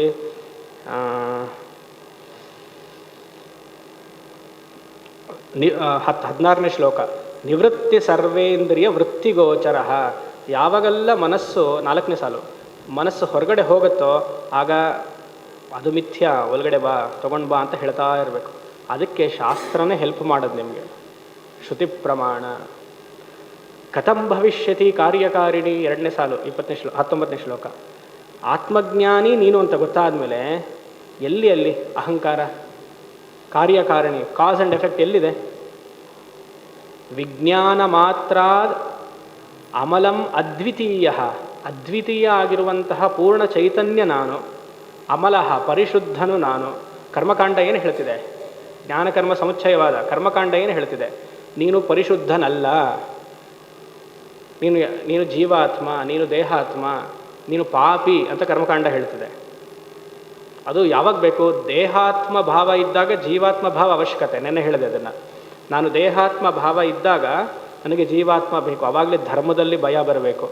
ಆದರೆ ವೇದಾಂತ ದೃಷ್ಟಿಯಲ್ಲಿ ವೇದ ಪೂರ್ವ ಭಾಗವೂ ಮಿಥ್ಯವೇ. ವೇದಾಂತ ದೃಷ್ಟಿಯಲ್ಲಿ ವೇದ ಪೂರ್ವ ಭಾಗವು ಮಿಥ್ಯ, ಸತ್ಯವಲ್ಲ.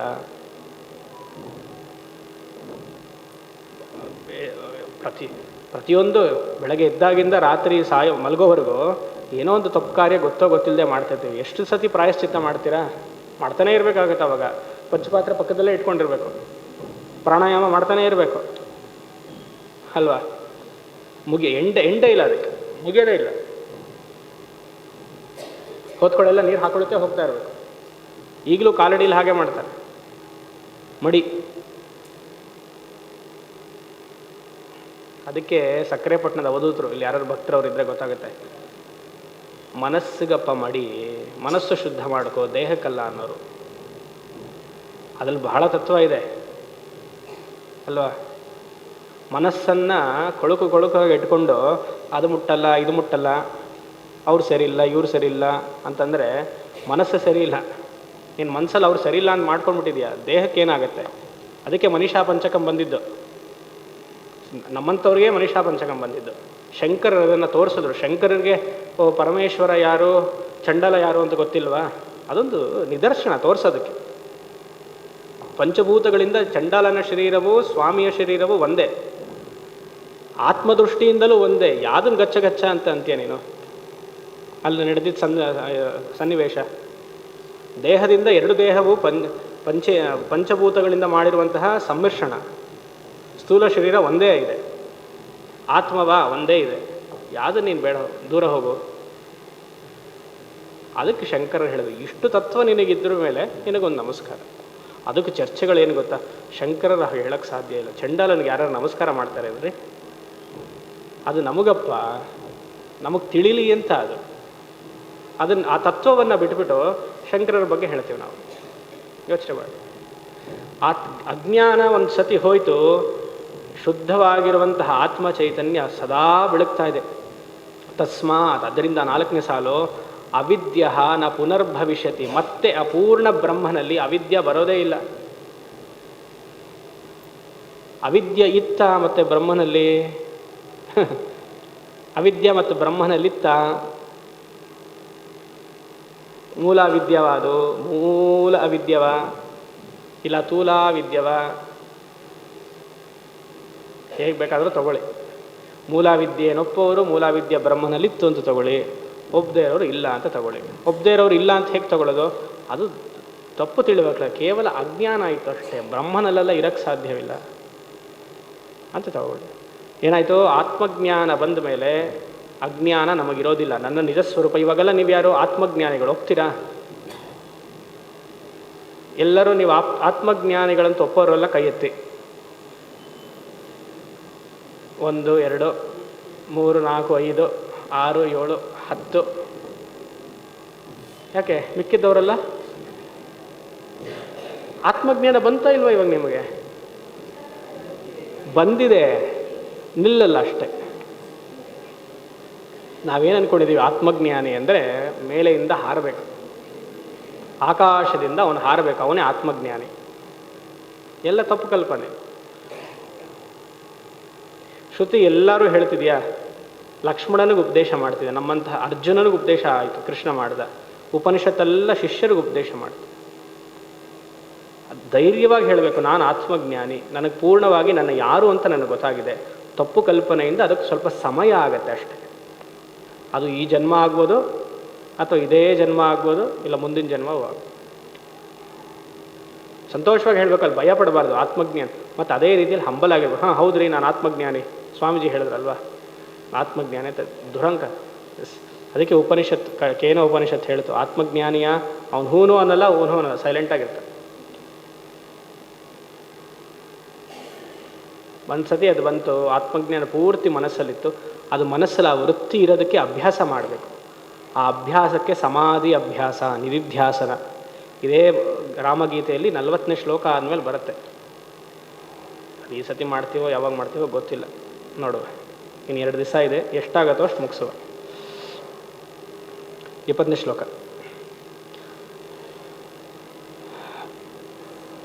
ಯದಿ ಸ್ಮ ನಷ್ಟಾ ನ ಪುನಃ ಪ್ರಸೂಯತೆ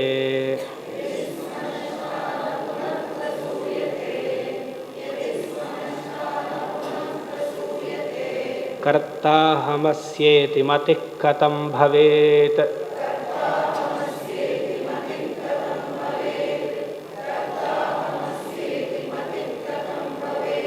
ತಸ್ಮಾತ್ ಸ್ವತಂತ್ರ ನ ಕಿಮಪ್ಯಪೇಕ್ಷತೆ.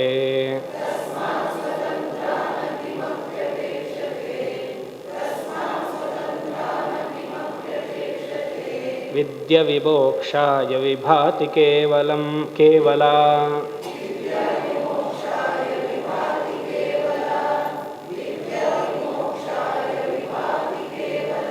ಒಂದು ಸತಿ ಅಜ್ಞಾನ ಹೋಯಿತು ಅಂದರೆ ಅಜ್ಞಾನದ ಮಕ್ಕಳೆಲ್ಲ ಹೋದರು. ಅಜ್ಞಾನದ ಮೊದಲ ಮಗ ಯಾರು? ಅಜ್ಞಾನ ಹೋಯಿತು ಅಂತಂದರೆ ಆ ವಂಶನೇ ಹೋಗ್ಬೇಕಲ್ಲ. ಅಜ್ಞಾನದ ಮಗ ಯಾರು? ಹಾಂ, ಕರ್ತೃತ್ವ ಹೋಯಿತು, ಅಹಂ ಹೋಯಿತು. ಕರ್ತೃತ್ವ ಹೋಗಿದ ತಕ್ಷಣ ಅವರ ಮಕ್ಕಳು ಹೋದರು. ಯಾರವರು?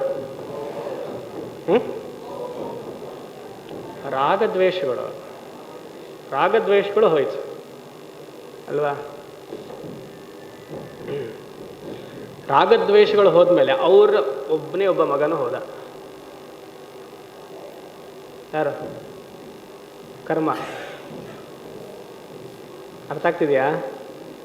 ಅರ್ಥ ಆದರೆ ಸಂತೋಷ, ಇಲ್ಲ ನೀವೇನು ಹೇಳ್ತೀರಾ? ಸ್ವಾಮೀಜಿ 5 ದಿವಸ ಚೆನ್ನಾಗಿ ಹೇಳಿದ್ರು, ಇವತ್ತು ಯಾಕೆ ಚೆನ್ನಾಗಿ ಹೇಳ್ತಿಲ್ಲ? ನೆನ್ನೆನೋ ಮೊನ್ನೆನೋ ಒಬ್ಬರು ಬಂದು ಹೇಳಿದ್ರು ಇವತ್ತು ಪ್ರವಚನ ತುಂಬ ಚೆನ್ನಾಗಿತ್ತು ಅಂತ. ನಾನು ಆದಮೇಲೆ ಕೇಳಿದೆ, ಏನು ಇವತ್ತು ಚೆನ್ನಾಗಿತ್ತಂತೆ? ಹೌದಾ ಅಂತ. ನಾನು ಪ್ರತಿನಿತ್ಯ ಹೇಳೋ ಥರನೇ ಹೇಳ್ತಿದ್ದೀನಿ. ಅವತ್ತು ಅವ್ರ ಮನಸ್ಸು ಕಾಮಾಗಿತ್ತು, ಕೇಳಿಸ್ಕೊಂಡದೆಲ್ಲ ರಿಜಿಸ್ಟರ್ ಆಯಿತು ಮನಸ್ಸಿನಲ್ಲಿ ಬೇರೆ ವಿಕ್ಷೇಪಗಳಿದ್ದಾಗ ಹೇಳೋದು ಕೇಳಿಸಲ್ಲ. ಆವಾಗ ಒಂದು ದಿವಸ ಚೆನ್ನಾಗಿದೆ ಅನ್ಸುತ್ತೆ, ಒಂದು ದಿವಸ ಚೆನ್ನಾಗಿಲ್ಲ ಅನ್ಸುತ್ತೆ ಅಲ್ವಾ? ಅಷ್ಟೇ. ಅಜ್ಞಾನ ಹೋಯಿತು, ಅಹಂಕಾರ ಔಟ್. ಅಹಂಕಾರ ಹೋಗಿದ ತಕ್ಷಣ ಏನಾಯಿತು? ರಾಗದ್ವೇಷಗಳು ಔಟ್. ರಾಗದ್ವೇಷ ಹೋಗಿದ್ದರಿಂದ ಕರ್ಮನೇ ಮಾಡಲ್ಲ ನಾವು. ಕರ್ಮ ಯಾಕೆ ಮಾಡ್ತಾ ಇದ್ದೀವಿ? ಅಜ್ಞಾನ ಇದೆ, ಹಿಂದ್ಗಡೆಯಿಂದ ಬನ್ನಿ. ಇದು ವಂಶ ನಮ್ದಲ್ಲ, ನಮ್ಮ ಲೀನಿಯೇಜ್ ಏನಿದೆಯಲ್ಲ ಇದೆಲ್ಲ ಅದೇ. ಈ ಉಪನಿಷತ್ತು ಏನು ಹೇಳುತ್ತೆ ಗೊತ್ತಾ? 4ನೇ ಸಾಲು ನೋಡಿ. ವಿದ್ಯಾ ವಿಮೋಕ್ಷಾಯ ಕೇವಲ ವಿಭಾತಿ. ಆತ್ಮಜ್ಞಾನ ಬರಬೇಕು ಅಂತಂದರೆ ಯಾವ ಹೆಲ್ಪೂ ಬೇಡ, ಅಜ್ಞಾನವನ್ನು ಕಳೆದುಕೊಂಡ್ರೆ ಸಾಕು.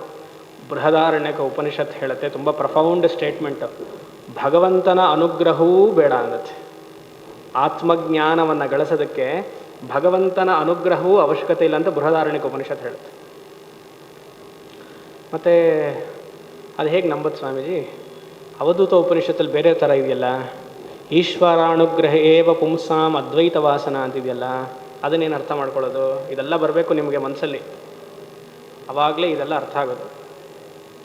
ಎಲ್ಲ ಉಪನಿಷತ್ ವಾಕ್ಯಗಳು, ಗೀತಾ ವಾಕ್ಯಗಳು, ಪ್ರಕರಣ ಗ್ರಂಥಗಳು ತಲೆ ಪೂರ್ತಿ ನಿಮ್ಮ ಮೆಡಲ ಒಬ್ಲಾಂಗುಟ ಅಲ್ಲಿ ಎಲ್ಲದೂ ಸೇರಿಬಿಡಬೇಕು, ಬೇರೆ ಏನು ಚಿಂತನೆ ಇರಬಾರ್ದು. ಆವಾಗಲೇ ಆತ್ಮಜ್ಞಾನಿಯ ಆಗಕ್ಕೆ ಸಾಧ್ಯ. ಶ್ರೋತ್ರಿಯ ಬ್ರಹ್ಮನಿಷ್ಠ. ಅದಕ್ಕೇನು ಅರ್ಥ ಮಾಡೋದು? ಈಶ್ವರ ಅನುಗ್ರಹ ಏವ ಪುಂಸಾಂ ಅದ್ವೈತ ವಾಸನ. ಅಲ್ಲಿ ವ್ಯಾಖ್ಯಾನಕಾರರು ಹೇಳ್ತಾರೆ, ಈಶ್ವರ ಅನುಗ್ರಹ ಅಂದರೆ ಭಗವಂತ ಅಲ್ಲ, ನಿನ್ನ ಪ್ರಾರಬ್ಧ ಕರ್ಮ. ಪ್ರಾರಬ್ಧ ಕರ್ಮದಿಂದ ಏನಾಯಿತು? ಹಲವಾರು ಜನ್ಮಗಳಿಂದ ಅನೇಕ ಜನ್ಮ ಸಂಸಿದ್ಧ ತಥೋಯಾತಿ ಪರಾಂ ಗತಿಂ. ಗೀತಾ 6ನೇ ಅಧ್ಯಾಯದಲ್ಲಿ ಹೇಳಿದ್ನಲ್ಲ, ಮತ್ತೆ ಮತ್ತೆ ಇದೇ ವೃತ್ತಿ ಬರ್ತಾ ಇರೋದ್ರಿಂದ ಏನಾಗುತ್ತೆ? ಈ ಜನ್ಮದಲ್ಲಿ ನಿನಗೆ ದೃಢವಾಗಾಯಿತು. ಅದಕ್ಕೆ ಈಶ್ವರ ಅನುಗ್ರಹ ಅಂತ ಹೇಳಿರೋದು. ಸಪ್ರೇಟಾಗಿ ಭಗವಂತ ಏನೋ ಬಂದು ನಿನಗೆ ಆಶೀರ್ವಾದ ಮಾಡೋದು, ಇದೆಲ್ಲ ತಪ್ಪು ಕಲ್ಪನೆ. ಅದೆಲ್ಲ ಪುರಾಣದಲ್ಲಿ, ಕರ್ಮಯೋಗದಲ್ಲಿ, ಉಪಾಸನೆಯಲ್ಲಿ ಹೌದು. ಮತ್ತು ಸಾಧನೆ ಮಾಡ್ತಿದ್ದಾಗ ಶುರುವಿನಲ್ಲಿ ಹೌದು ಭಗವಂತನ ಅನುಗ್ರಹ ಅವಶ್ಯಕತೆ ಇದೆ. ಅದಕ್ಕೆ ಭಗವಂತನ ಅನುಗ್ರಹ ಹೇಗಾಗುತ್ತೆ? In the form of grace ಅನ್ನೋರು ರಾಮಕೃಷ್ಣ ಪರಮಹಂಸರು. ಭಗವಂತನ ಅನುಗ್ರಹ ಯಾವಾಗಲೂ ಶಾಸ್ತ್ರವನ್ನು ಕೊಟ್ಟು ಗುರುವನ್ನು ಕೊಡೋದೇ ಭಗವಂತನ ಅನುಗ್ರಹ. ಅದಾದಮೇಲೆ ನಾವು ಪ್ರಯತ್ನಪಟ್ಟು ಅದನ್ನು ನಮ್ಮದಾಗಿಸ್ಕೊಳ್ಬೇಕು.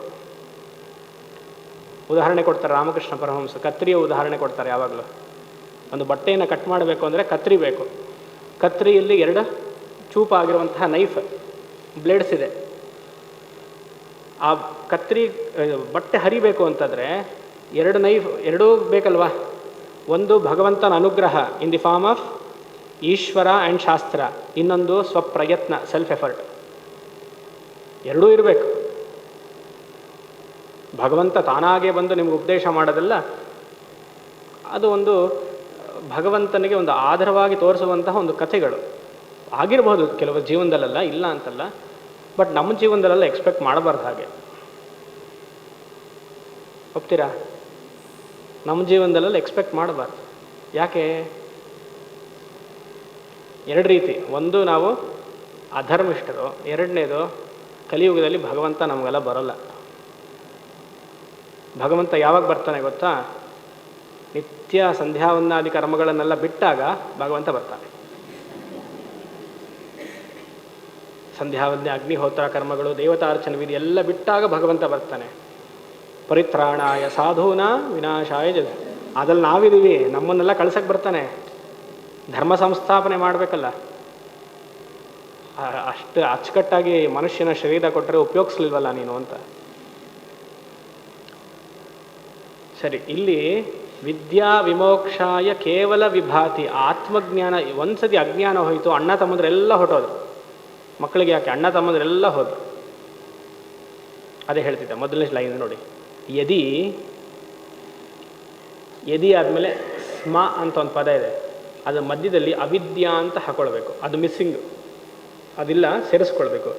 ಯದಿ ಅವಿದ್ಯಾ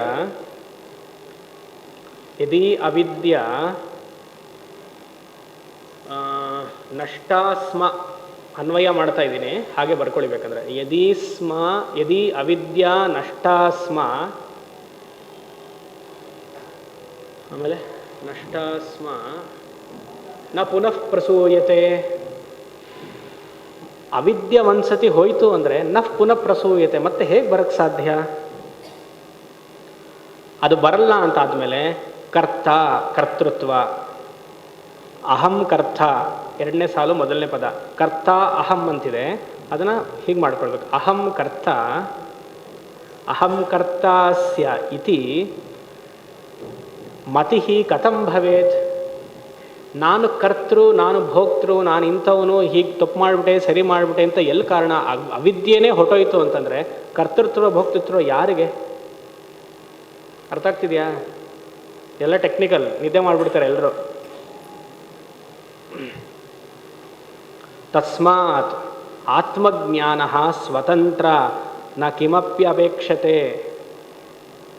ಆದ್ದರಿಂದ ಆತ್ಮಜ್ಞಾನವು ಸ್ವತಂತ್ರವಾಗಿ ನಡೀತಾ ಇದೆ. ಅದು ಕೇವಲ ಆತ್ಮಜ್ಞಾನ ಒಂದೇ ಸಾಕು, ಯಾವ ಅನುಗ್ರಹವೂ ಅವಶ್ಯಕತೆ ಇಲ್ಲ. ಇದೇ ವೃತ್ತಿಯ ಅನುಸರಿಸ್ತಾ ಬಂದ್ರೇ ಮನಸ್ಸು ಶುದ್ಧಿ ಆಗ್ತಾ ಬರುತ್ತೆ, ಮನಸ್ಸಿನಲ್ಲಿ ಆತ್ಮಜ್ಞಾನ ಗೋಚರವಾಗುತ್ತೆ, ನೀನು ಪೂರ್ಣವಾಗಿದ್ದೀಯಾ ಅಂತ ತಿಳಿಯುತ್ತೆ. ತಿಳಿದ ಮೇಲೆ ಏನು ಮಾಡಬೇಕು? ಎಲ್ಲ ವ್ಯವಹಾರಗಳು ಕಂಟಿನ್ಯೂ ಆಗ್ತಾನೇ ಇರುತ್ತೆ, ನೀನು ಅದಕ್ಕೆ ರಿಯಾಲಿಟಿ ಕೊಡೋದಿಲ್ಲ. ಆತ್ಮಜ್ಞಾನಕ್ಕಿಂತ ಮುಂಚೆ ಅಜ್ಞಾನಿ ಆಗಿರುವಂತಹ ಸ್ಥಿತಿಯಲ್ಲಿ ಪ್ರಪಂಚದಲ್ಲಿ ಆಗುವಂತಹ ಪ್ರತಿಯೊಂದು ಸನ್ನಿವೇಶಗಳು ನೀನು ಸತ್ಯಾಂಶ ಅಂತ ತಿಳಿಕೊಳ್ತಿದ್ದೆ, ಅದಕ್ಕೆ ರಿಯಾಲಿಟಿ ಕೊಡ್ತಿದ್ದೆ, ಹೀಗಾಗಬಾರ್ದಾಗಿತ್ತು ಅಂತ ಹೇಳ್ತಿದ್ದೆ. ಆತ್ಮಜ್ಞಾನ ಬಂದಮೇಲೆ ಅಲ್ಲಿ ಕರ್ತೃತ್ವ ಭೋಕ್ತೃತ್ವ ಅನ್ನುವಂತಹ ವ್ಯವಹಾರವೇ ಇಲ್ಲ, ಕಾರ್ಯಕಾರಣ ಅಭಾವ ಇಲ್ಲದೆ ಇರೋದ್ರಿಂದ ಅದೆಲ್ಲ ಏನಾಯಿತು? ತೋರಿಕೆ ಮಾತ್ರ. ಅದನ್ನು ಲೀಲಾ ಅಂತ ತಗೊಂಡೆ. It is just A play. ನಮ್ಮ ಗುರುಗಳು ಸ್ವಾಮಿ ಪರಮಾರ್ಥನಂದ್ರೆ ಒಂದು ಹೇಳ್ತಾರೆ, ಕೊನೆ ಒಂದು ಪಾಯಿಂಟ್ ಇಂಗ್ಲೀಷಲ್ಲಿ ಹೇಳ್ತಾರೆ, ನಾನು ಹಾಗೆ ಹೇಳ್ತೇನೆ. If I forget my real nature I convert life into a struggle. ಅರ್ಥ ಆಗತ್ತಾ? If I forget my real nature as atma I convert life into a struggle. By remembering my real nature as atma I convert life into a sport. ಅದನ್ನು ಆಟ ಅಂತ ತಗೊಳ್ತೀನಿ. ಆಟ ಆಡಬೇಕು. ನಗುವುದು ಸಹಜದ ಧರ್ಮ, ನಗಿಸುವುದು ಪರಧರ್ಮ.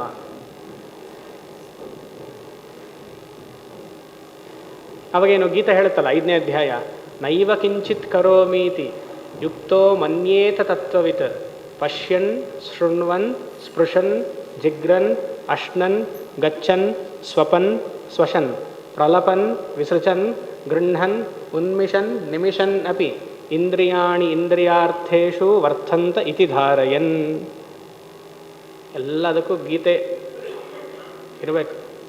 ಒಂದು ಕೈಯಲ್ಲಿ ಗೀತೆ ಇರಬೇಕು, ಒಂದು ಕೈಯಲ್ಲಿ ಉಪನಿಷತ್ತು ಇರಬೇಕು, ಪಾಕೆಟಲ್ಲಿ ಬ್ರಹ್ಮಸೂತ್ರ ಇರಬೇಕು, ಇನ್ನೊಂದು ಪಾಕೆಟಲ್ಲಿ ರಾಮಗೀತ ಇರಬೇಕು, ಎಲ್ಲ ಇರಬೇಕು.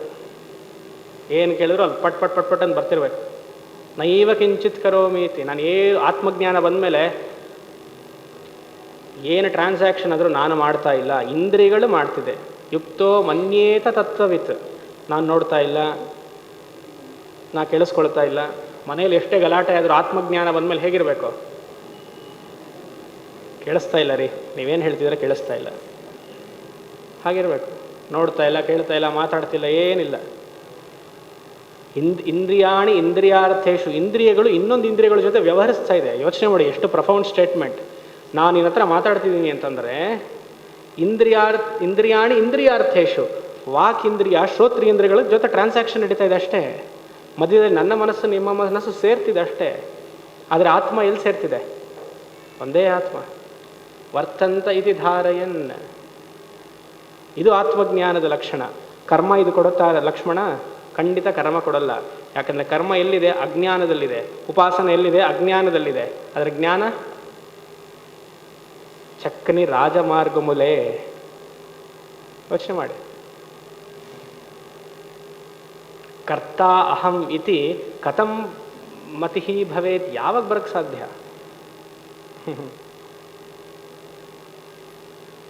ಏನು ಮಾಡ್ಬೇಕು ನಾವು? ಅದಕ್ಕೆ ನೆನ್ನೆ ಹೇಳದ್ನಲ್ಲ, ವಿದ್ವತ್ ಸನ್ಯಾಸವನ್ನು ತಗೊಳ್ಬೇಕು, ಆಗಲ್ಲ. ವಿವಿಧಿಷಾ ಸನ್ಯಾಸವನ್ನು ತಗೊಳ್ಬೇಕು, ಆಗಲ್ಲ. ಫಲತ್ಯಾಗವನ್ನು ಮಾಡಬೇಕು, ಫಲತ್ಯಾಗನೂ ಮಾಡೋಕ್ಕಾಗಲ್ಲ. 7ನೇ ತಾರೀಕು ಆದಮೇಲೆ ಸಂಸಾರಿ ಆಗ್ಬೋದು. ಅಲ್ಲಿವರೆಗೂ ಇಲ್ಲಾಂದ್ರೆ ಸ್ವಲ್ಪ ಒಂದು ರಾಮಗೀತೆಗೋಸ್ಕರ ಅದು ಒಂದು ಮರ್ಯಾದೆ ಇರಬೇಕಲ್ಲ.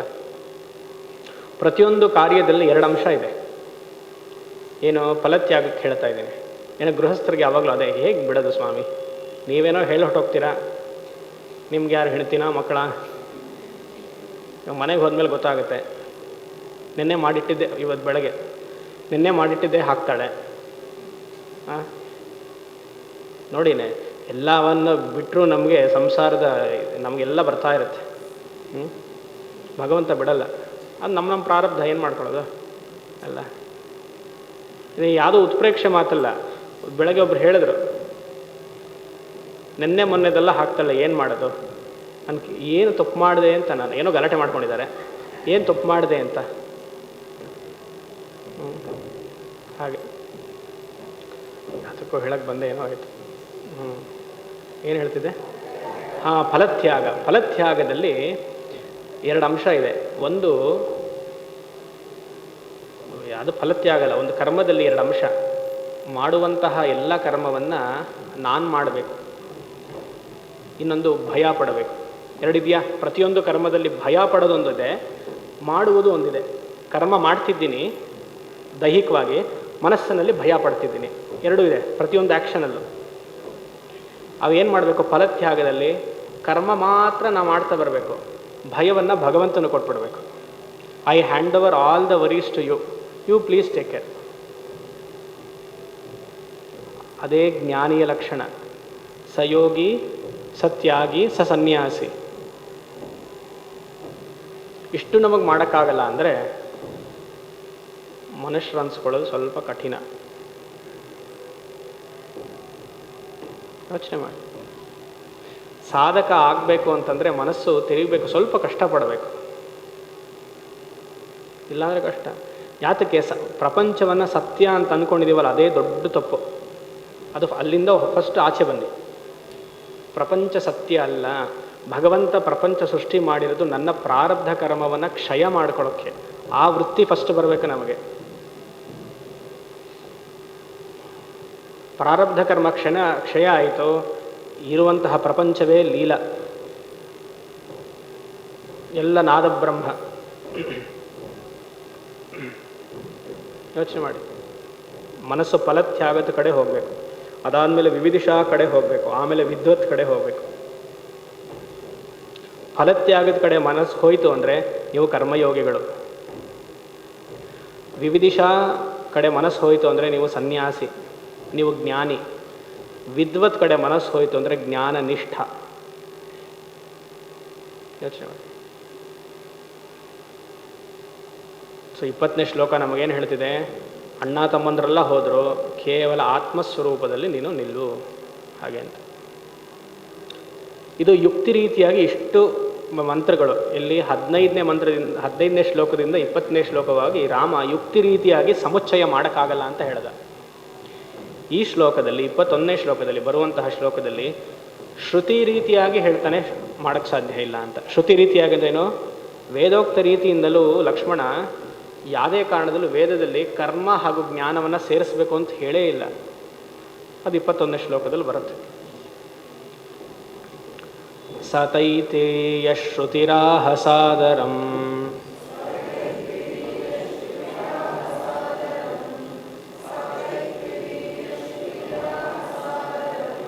ನ್ಯಾಸಂ ಪ್ರಶಸ್ತಾ ಕಿಲ ಕರ್ಮಣಾಂ ಸ್ಫುಟಂ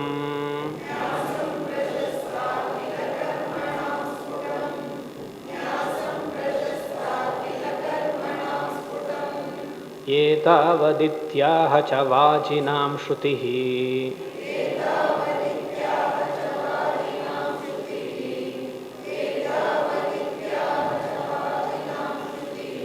ಜ್ಞಾನಂ ವಿಮೋಕ್ಷಾಯ ನ ಕರ್ಮ ಸಾಧನಂ.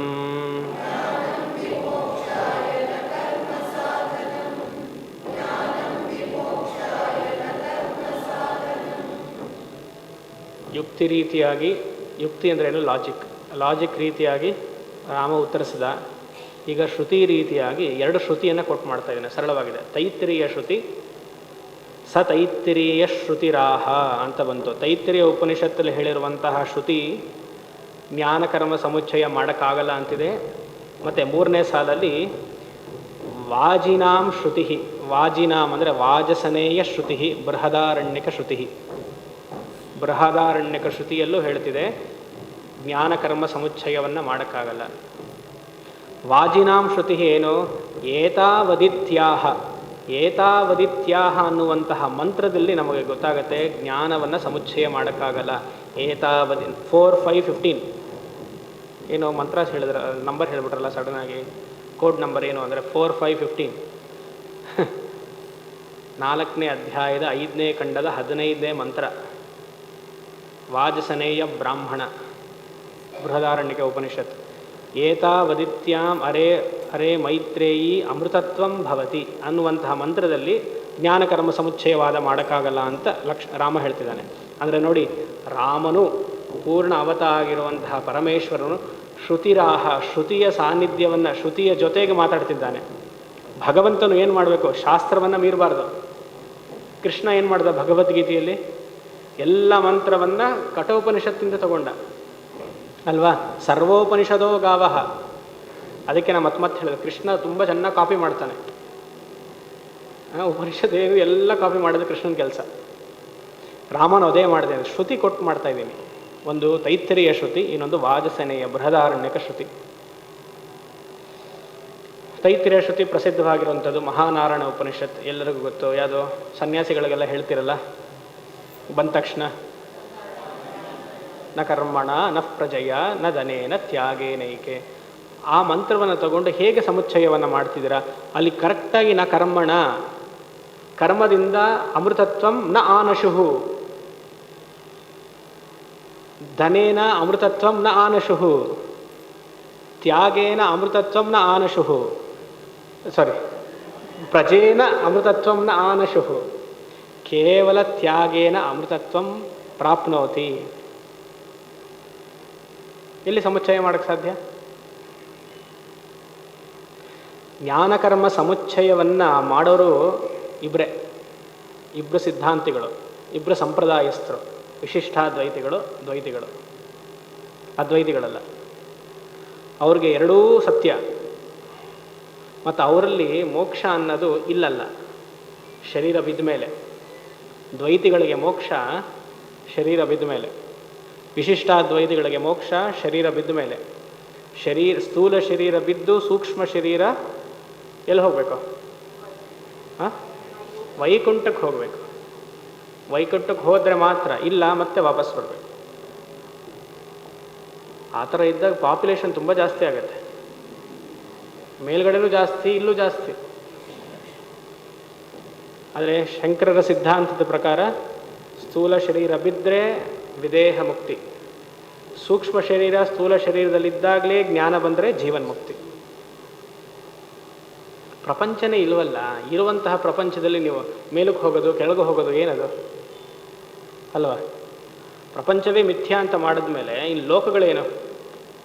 ದೇಹ ಎಂಥದ್ದು? ಯೋಚನೆ ಮಾಡಿ. ಶಂಕರರನ್ನ ನಾವೆಲ್ಲ ಅಧ್ಯಯನ ಮಾಡಿಲ್ಲ, ಅದಕ್ಕೆ ಇದು ಪ್ರಾಬ್ಲಮ್. ಅನ್ಯ ಮತಸ್ಥರನ್ನು, ಅನ್ಯ ಸಂಪ್ರದಾಯವನ್ನು ಅಧ್ಯಯನ ಮಾಡಿದ್ದೀವಿ, ಅದಕ್ಕೆ ನಮಗೆ ಅವ್ರ ಮೇಲೆ ಶ್ರದ್ಧೆ, ಶಂಕರರ ಮೇಲೆ ಶ್ರದ್ಧೆ ಕಮ್ಮಿ. ಒಪ್ತೀರಾ ಈ ಮಾತನ್ನು? ನೀವು ಹೇಳಿದೆ ಅರ್ಥ ಆಗಲಿಲ್ಲ ಸ್ವಾಮಿ ನಮಗೆ. ಶಂಕರರನ್ನ ಅಧ್ಯಯನ ಮಾಡಿದ್ರೆ ಮನಸ್ಸಲ್ಲಿ ಗೊಂದಲ ಬರಲ್ಲ. ಇನ್ನೊಂದ್ಸತಿ ಹೇಳ್ತೀನಿ, ಶಂಕರಾಚಾರ್ಯರನ್ನು ಸಮಗ್ರವಾಗಿ ಅಧ್ಯಯನ ಮಾಡಿದ್ರೆ ಮನಸ್ಸಲ್ಲಿ ಗೊಂದಲ ಬರಲ್ಲ. ಬೇರೆ ಸಂಪ್ರದಾಯವನ್ನು ಸತ್ಯ ಅಂತ ಅಂದ್ಕೊಂಡ್ರೆ ಮನಸ್ಸಲ್ಲಿ ಗೊಂದಲ ಬರುತ್ತೆ. ಆವಾಗ ನಾವೇನು ಪ್ರಾರ್ಥನೆ ಮಾಡಬೇಕು? ಅಪ್ಪ ಭಗವಂತ ಯಾವಾಗ ಕರೆಸ್ಕೊಳ್ತೀಯ? ಅವನು ಕರೆಸ್ಕೊಳ್ಳೋಕ್ಕೆ ನಿಮಗೆ ಜನ್ಮನೇ ಕೊಟ್ಟಿಲ್ವೇ? ಯೋಚನೆ ಮಾಡಿ. ತುಂಬ ಪ್ರೊಫೌಂಡ್ ಸ್ಟೇಟ್ಮೆಂಟ್ನ ಹೇಳ್ತಾ ಇರೋದು. ಜನ್ಮ ಇದೆ ಅಂತಂದರೆ ಕರ್ಮ ಇದೆ, ಅಜ್ಞಾನ ಇದೆ. ಜನ್ಮ ಆತ್ಮಜ್ಞಾನವನ್ನು ಗಳಿಸೋದಕ್ಕೋಸ್ಕರ ತಾತ್ಕಾಲಿಕವಾಗಿ ಶರೀರ ಕೊಟ್ಟಿರೋದು ಭಗವಂತ. ತಾತ್ಕಾಲಿಕವಾಗಿ ಆಭಾಸ ಮಾತ್ರ ಶರೀರ. ಬುದ್ಬುಧಾನೀವ ವಾರಿಣಿ ಎಲ್ಲೋದಿದ್ವಿ? ಎಲ್ಲೋ ಯಾರೂ ಇಲ್ಲ, ನಮ್ಮ ಸ್ಟೂಡೆಂಟ್ಸ್ ಇಲ್ಲ. ಆತ್ಮಬೋಧದಲ್ಲಿ ಶರೀರ ಪ್ರಪಂಚಗಳೆಲ್ಲ ಸಮುದ್ರದಲ್ಲಿ ನೊರೆಗಳ ಹಾಗೆ. ಬುದ್ಬುಧಾನೀವ ವಾರಿಣಿ, ಸಮುದ್ರದಲ್ಲಿ ನೊರೆಗಳ ಥರ ಕಾಣುತ್ತೆ. ಇವಾಗ ಹುಟ್ಟತ್ತೆ, ಒಂದು ಗುಳ್ಳೆ ಪಟ್ ಅಂತ ಹೊಡೆದೋಗುತ್ತೆ. ಆ ಶರೀರ ಅಷ್ಟು ಒಳಗಡೆ ಈ ಶರೀರದಲ್ಲಿ ಅಹಂ ಬ್ರಹ್ಮಾಸ್ಮಿ ವೃತ್ತಿಜ್ಞಾನ ಪ್ರಬಲವಾಗಿ ಬರಬೇಕು. ಅದಕ್ಕೋಸ್ಕರ ಭಗವಂತ ಕೊಟ್ಟಿರೋ ಶರೀರ. ಇದನ್ನು ಸತ್ಯ ಅಂತ ಮಾಡ್ಕೊಂಡ್ಬಿಟ್ವಿ ನಾವು.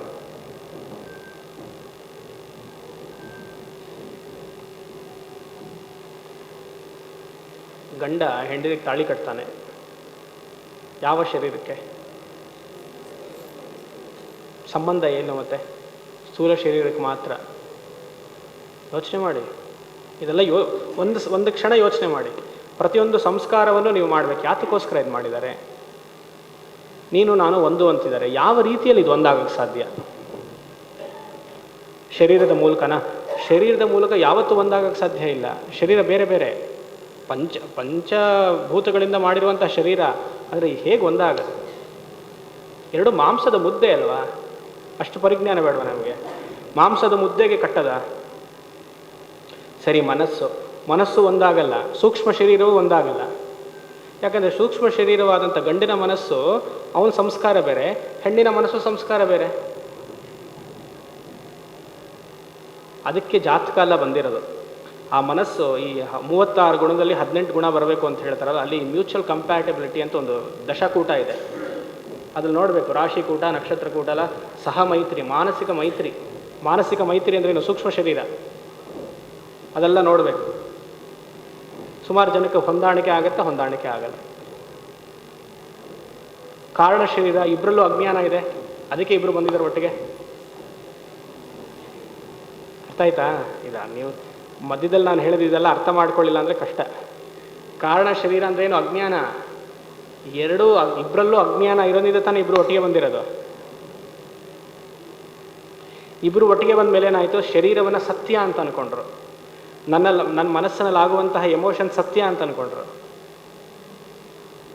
ಅದೊಂದು ಪ್ರಪಂಚ ಸೃಷ್ಟಿಯಾಯಿತು. ಯಾವಾಗ ಕರ್ತೃತ್ವ ಬಂತೋ, ಇನ್ನೊಂದು ಕರ್ತೃತ್ವಿಣಿ ಇದೆಯಾ ಸಂಸ್ಕೃತದಲ್ಲಿ? ಅದು ಗೊತ್ತಿಲ್ಲ. ಅದು ಬಂದಮೇಲೆ ಏನಾಯಿತು? ಮಗ ಹುಟ್ಟಿದ. ರಾಗ ದ್ವೇಷ, ರಾಗಿಣಿ ದ್ವೇಷಿಣಿ, ಏನು ಆಯಿತು? ಪ್ರಪಂಚ ಕಂಟಿನ್ಯೂ ಆಯಿತು. ಯೋಚನೆ ಮಾಡಿ. ಭಗವಂತ ಕೊಟ್ಟಿರೋದು ಈ ಉಪಾಧಿನ ಅಹಂ ಬ್ರಹ್ಮಾಸ್ಮಿ ಅಂತ ಶೀಘ್ರವಾಗಿ ಹೇಳು. ಇಹೈವ 5ನೇ ಅಧ್ಯಾಯ ಹೇಳ್ತಾ ಇದೆ. ಇಹೈವ ತೈರ್ಜಿತ ಸರ್ಗ. ಬೇಗ ಈ ಶರೀರದಲ್ಲಿ ಇದ್ದಾಗಲೇ ಅಹಂ ಬ್ರಹ್ಮಾಸ್ಮಿ ವೃತ್ತಿಜ್ಞಾನವನ್ನು ಗಳಿಸಿ ಶರೀರ ಬಿಟ್ಬಿಡ್ಬೇಕು. ಇಲ್ಲಾಂದರೆ ಮತ್ತೆ ಬರ್ತಿದ್ರೆ ಇದೇ ಶರೀರ ಎಷ್ಟು ಜನ್ಮ ಅಂತ ತಗೊಳ್ಳೋದು? ಬೇಜಾರಾಗಲ್ವಾ? ಎಷ್ಟು ದಿವಸ ಅಂತ ಉಪ್ಪಿಟ್ಟೆ ತಿಂತೀರಾ? ಹಾಂ, ಯೋಚನೆ ಮಾಡಿ. ಇಲ್ಲ, ಅದೇ ಹೇಳ್ತಿರೋದು. ನ ಕರ್ಮಣ, ಕರ್ಮದಿಂದ ಆಗೋದಿಲ್ಲ. ನ ಧನೇನ, ಧನದಿಂದ ಆಗೋದಿಲ್ಲ. ಧನದಿಂದ ನಿಮಗೆ ಆನಂದ ಸಿಗ್ತಾ ಇದ್ದಿದ್ರೆ ಆತ್ಮಜ್ಞಾನ ಯಾಕೆ ಗಳಿಸ್ಬೇಕಾಗಿತ್ತು? ಯಾಕೆ ನೀವು 7 ದಿವಸ ಬಂದು ಕೂರಬೇಕಾಗಿತ್ತು? ನಾನು ಯಾಕೆ ಪ್ರವಚನ ಮಾಡಬೇಕಾಗಿತ್ತು ಅಲ್ವಾ? ಕರ್ಮದಿಂದ ಆತ್ಮಜ್ಞಾನ ಸಿಕ್ಕಿದ್ರೆ ಯಾಕೆ ನಾವು ಇಲ್ಲಿ ಕೂರಬೇಕಾಗಿತ್ತು? ಮಕ್ಕಳಿಂದ ಆತ್ಮಜ್ಞಾನ ಬೇಡ, ಮನಃಶಾಂತಿ ಸಿಕ್ಕಿದ್ರೆ ಸಾಕು ಅಲ್ವಾ? ಈಗಿನ ಮಕ್ಕಳಿಂದ ಮನಃಶಾಂತಿ ಸಿಕ್ಕಿದ್ರೆ ಸಾಕು.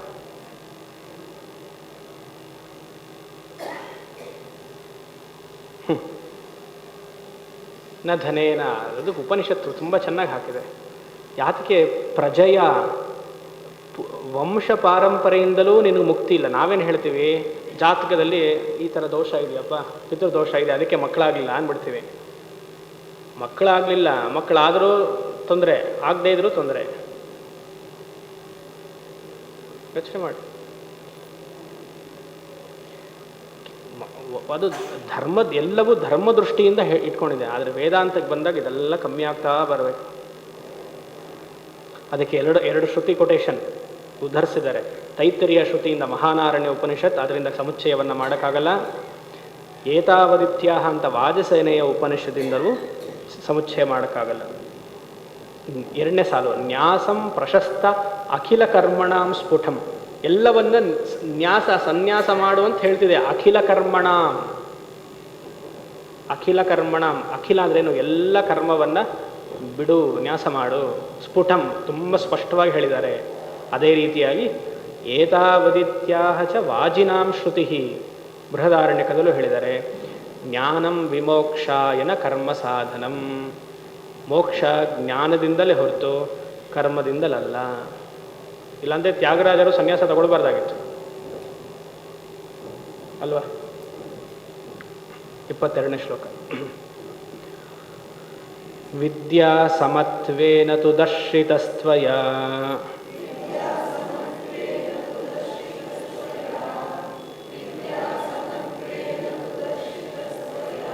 ಕ್ರತುರ್ನ ದೃಷ್ಟಾಂತ ಉದಾಹೃತಃ ಸಮಃ.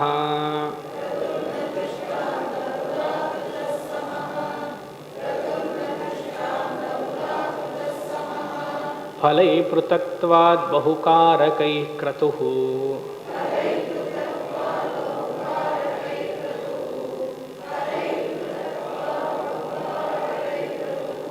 ಸಂಸಾಧ್ಯತೆ ಜ್ಞಾನಮತೋ ವಿಪರ್ಯಯಂ.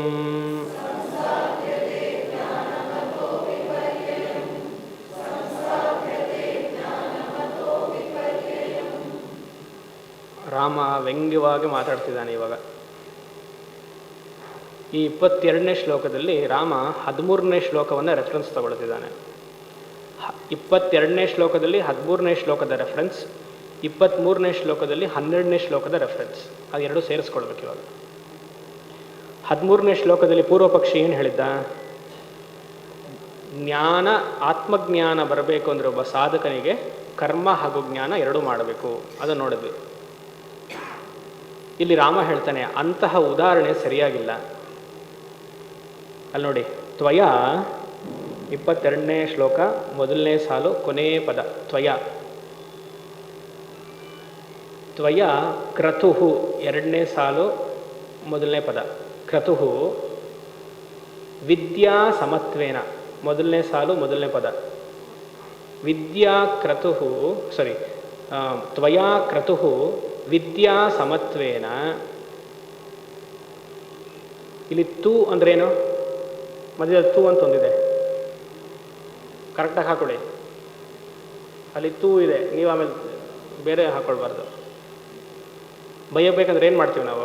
ಅದು ಹಾಕೊಳ್ಬಾರ್ದು. ತು ಅಂದರೆ ಆ್ಯಂಡ್, ಮತ್ತು ಅಂತ. ಮತ್ತು ಅಂದ್ರೇನು? ಜ್ಞಾನ ಹಾಗೂ ಕರ್ಮ ನೀವೇನು ಉದ್ಧರಿಸಿದ್ರಿ ಪೂರ್ವ ಪಕ್ಷಿಗಳೇ, ರಾಮ ಹೇಳ್ತಿರೋದು. ಉದಾಹೃತಃ ದೃಷ್ಟಾಂತಃ ಕ್ರತುಃ ನ ಅಂತಿದೆ. ಆ ನಾನ ತಗೊಳ್ಳಿ ಇವಾಗ. ಉದಾಹೃತಃ ದೃಷ್ಟಾಂತಃ ನ ಸಮಃ. This is the main sentence. ಹೀಗೆ ಅನ್ವಯ ಮಾಡಬೇಕು. ರಾಮಗೀತೆಯಲ್ಲಿ ಅನ್ವಯ ಎಲ್ಲೆಲ್ಲೋ ಇರುತ್ತೆ. ಹೀಗೆ ನೋಡಿದ್ವಲ್ಲ, ಅಲ್ಲೆಲ್ಲ ಒಂದೊಂದು ಅದನ್ನೆಲ್ಲ ಅನ್ವಯ ಮಾಡಬೇಕು. ಆವಾಗ ನಮಗೆ ಮೈನ್ ಸೆಂಟೆನ್ಸ್ ಏನೋ ಒಂದು ಗೊತ್ತಾಗುತ್ತೆ. ಪೂರ್ವ ಪಕ್ಷಿಗಳೇ, ನೀವು ಕರ್ಮ ಹಾಗೂ ವಿದ್ಯೆಯನ್ನು ದೃಷ್ಟಾಂತ ಕೊಟ್ಟರೆ ಅದು ನ ಸಮಃ. ನಿಮಗದು ಶೋಭೆ ತರಲ್ಲ, ಸರಿ ಇಲ್ಲ ಅದು. ಯಾತಕ್ಕೆ ಸರಿ ಇಲ್ಲ? ಫಲೈಹಿ ಪೃಥಕ್ತ್ವಾದ್ ಬಹು ಕಾರಕೈಕ್ರತು. ಕರ್ಮಕಾಂಡದಲ್ಲಿ ಹೇಳುವಂತಹ ಫಲ ಲಿಮಿಟೆಡ್. ಮ್ಯಾಕ್ಸಿಮಮ್ ಫಲ ಏನು ಕರ್ಮಕಾಂಡದಲ್ಲಿ? ಸ್ವರ್ಗ. ಸ್ವರ್ಗ ಕಾಮೋ ಯಜೇತ, ಅಷ್ಟೇ. ನಾವಂತೂ ಸ್ವರ್ಗಕ್ಕೆ ಹೋಗೋಕ್ಕಾಗಲ್ಲ, ರೂಲ್ಡ್ ಔಟ್ ಅಲ್ವಾ? ನಾವು ಮೋಕ್ಷಕ್ಕೆ ಕೂತಿರೋದ್ರಿಂದ ಸ್ವರ್ಗಕ್ಕೆ ಹೋಗಲ್ಲ. ಒಳ್ಳೆಯದನ್ನೇ ಹೇಳೋಣ ಯಾವಾಗಲೂ, ಯಾಕೆ ಇಂಡೈರೆಕ್ಟಾಗಿ ಹೇಳಬೇಕು. ಮೋಕ್ಷದಲ್ಲಿ ಇಚ್ಛೆ ಇರೋದ್ರಿಂದ ನಾವು ಸ್ವರ್ಗಕ್ಕೆ ಹೋಗೋಕ್ಕಲ್ಲ. ನಾವೇನು ಅಂದ್ಕೊಂಡಿದ್ದೀವಿ? ಸ್ವರ್ಗವೇ ಪ್ರಾಧಾನ್ಯ. ಕಠೋಪನಿಷತ್ ಹೇಳುತ್ತೆ, ಭೂಲೋಕದಲ್ಲಿರೋದು ಮೇಲೂ ಸ್ವರ್ಗ ಬೇಡ ಅಂತ. ಡಿಸ್ಟ್ರಾಕ್ಷನ್ ಜಾಸ್ತಿ ಸ್ವರ್ಗದಲ್ಲಿ. ರಂಭಾ, ಊರ್ವಶಿ, ಮೇನಕೆ. ಕಠೋಪನಿಷತ್ ಓದಿ. ಬಹುಶೋಭಮಾನ ಏನು ಬಹುದಾಯತನಂ ವೃಣೀಶ್ವ ವಿತ್ತಂ ವೃಣೀಶ್ವ. ಏನು ಬೇಕು? ನಿನಗೆ ಎಷ್ಟು ಸೈಟ್ ಬೇಕಪ್ಪ ನಚಿಕೇತ? ಅಷ್ಟು ಕೊಡ್ತೀನಿ. 30-40 ಬೇಕಾ? 80/100 BTM ಲೇಔಟಲ್ಲಿ ತೊಗೊಳ್ತೀಯಾ? ಗಾಂಧಿ ಬಜಾರಲ್ಲಿ ಬೇಕಾ? ಬಹುದಾಯತನಂ ವೃಣೀಶ್ವ ವಿತ್ತಂ ವೃಣೀಶ್ವ. ನಿನ್ನ ಮನೆಗೆ ಯಮಧರ್ಮರಾಜ ಹೇಳ್ತಾನೆ, ಮನೆಗೆ ಸೋಫಾ ಕ್ಲೀನ್ ಮಾಡೋಕ್ಕೆ ರಂಬೇನು ಕಳಿಸ್ತೀನಿ ಅಂತಾನೆ. ಧೂಳು ಬಂದಿದ್ರೆ ನಾವು ಪಾಪ ಕೆಲಸದವ್ರನ್ನ ಇಟ್ಕೊಂಡು ಪಡ್ತಿದ್ದೀವಿ. ಇವಾಗ ನಚಿಕೇತನಿಗೆ ಆಫರ್ ನೋಡಿ. ರಂಬೆ ಊರ್ವಶಿನೆಲ್ಲ ಸ್ವರ್ಗಲೋಕದಲ್ಲಿ ಎಲ್ಲ ದೇವತೆಗಳ ಪತ್ನಿಯರನ್ನ ಕಳಿಸ್ತೀನಿ ನಿನ್ನ ಮನೆಗೆ ಕ್ಲೀನ್ ಮಾಡೋಕ್ಕೆ. ಅದರ ಆತ್ಮಜ್ಞಾನವನ್ನು ಮಾತ್ರ ಕೇಳ್ಬೇಡ. ಸ್ವರ್ಗಕ್ಕೆ ಬಂದರೆ ಇದು ಲಿಮಿಟೇಷನ್. ಸ್ವರ್ಗದಲ್ಲಿ ಯಮ ಹೇಳ್ತಿದ್ದಾನೆ, ನನಗೆ ಆತ್ಮಜ್ಞಾನ ಕೊಡೋಕ್ಕೆ ಸಾಧ್ಯವಿಲ್ಲ. ಇಲ್ಲಿ ಬಂದರೆ ಏನು ಮಾಡಬೇಕು? ನೀನು ಪುಣ್ಯ ಗಳಿಸಿದ್ಯಲ್ಲ, ಇದನ್ನು ಕ್ಷಯ ಮಾಡ್ಕೊಂಡು ಹೋಗು. ಪ್ರಮೋಷನ್ ಬಂದಮೇಲೆ ಏನು ಮಾಡ್ತೀವಿ? ಒಂದು ಅಮೌಂಟನ್ನು ತೆಗೆದು ಸ್ವಿಟ್ಜರ್ಲ್ಯಾಂಡಿಗೆ ನಾವು ಹೋಗಲ್ವಾ? ಸ್ವಿಟ್ಜರ್ಲ್ಯಾಂಡ್ಗೆ ಹೋಗ್ತೀವಿ ತಾನೆ. ಅಲ್ಲಿ ಹೋಗಿ ಎಷ್ಟು ದಿವಸ ಇರ್ತೀವಿ ಸ್ವಿಟ್ಜರ್ಲ್ಯಾಂಡಲ್ಲಿ? ಹಣ ಖರ್ಚಾಗೋವರೆಗೂ ಇರ್ತೀವಿ. ಮತ್ತು ಸ್ವಗೃಹೇ ಬಂದು ಸುಸ್ತಾಗಿ ಬೀಳಬೇಕು. ಈಗ ಅದೇ ತಾನು ನಾವು ಮಾಡ್ತಾ ಇರೋದು. Monday to Friday work, Saturday Sunday relax, ಮತ್ತು ಮಂಡೇ ಬೇಜಾರು ಮಾಡ್ಕೊಂಡು ಹೋಗ್ಬೇಕು ಆಫೀಸ್ಗೆ. ಎಲ್ಲಿವರೆಗೂ ಪುಣ್ಯ ಇರುತ್ತೋ ಎಲ್ಲಿವರೆಗೂ ಹಣ ಇರುತ್ತೋ ಅಲ್ಲಿವರೆಗೂ ಸ್ವಿಟ್ಜರ್ಲ್ಯಾಂಡಲ್ಲಿ ಇರ್ಬೋದು. ಯಾಕಂದರೆ ಭೂಲೋಕದಲ್ಲಿ ಸ್ವಿಟ್ಜರ್ಲ್ಯಾಂಡ್ ಅಷ್ಟು ಬಿಟ್ಟರೆ ಬೇರೆ ಯಾವುದೂ ಜಾಗ ಚೆನ್ನಾಗಿಲ್ಲ. ಅದೇ ಸ್ವರ್ಗ ಅಲ್ವಾ? ಆರಾಮಾಗಿದೆ. ನಿಮ್ಮಲ್ಲಿ ಇರೋಂಥ ಅಕೌಂಟ್ ಕಿಟ್ಟಿ ಖಾಲಿ ಆಯಿತು, ಬರಬೇಕು. ಹಾಗೆ ಸ್ವರ್ಗಲೋಕದಲ್ಲಿ ಪುಣ್ಯ ಸಂಪಾದನೆ ಮಾಡಿ ಈ ಜನ್ಮದಲ್ಲಿ ಮಾಡಿರುವಂಥದ್ದು ಎಲ್ಲ ಉಪಾಸನೆ, ಎಲ್ಲ ಕರ್ಮ, ಅದು ಎಂತಹ ಉಪಾಸನೆ? ನಿಷ್ಕಾಮ ಉಪಾಸನೆ, ನಿಷ್ಕಾಮ ಕರ್ಮ. ಸಕಾಮ ಕರ್ಮವನ್ನು ಮಾಡಿದ್ರೆ ಏನಾಗುತ್ತೆ? ಹೋಗಿ ತಕ್ಷಣ ಅಲ್ಲಿ ನೋಡ್ತೀರಾ, ಬಂದ್ಬಿಡ್ತೀರ.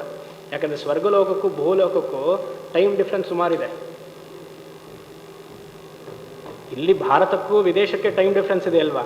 ಒಂದು 2000 ಕಿಲೋಮೀಟರ್ಗೆ ಇಷ್ಟು ಟೈಮ್ ಡಿಫ್ರೆನ್ಸ್ ಇದೆ. ಸ್ವರ್ಗಲೋಕಕ್ಕೆ you have to just enter the door of Indra, your punya is over, you have to come back.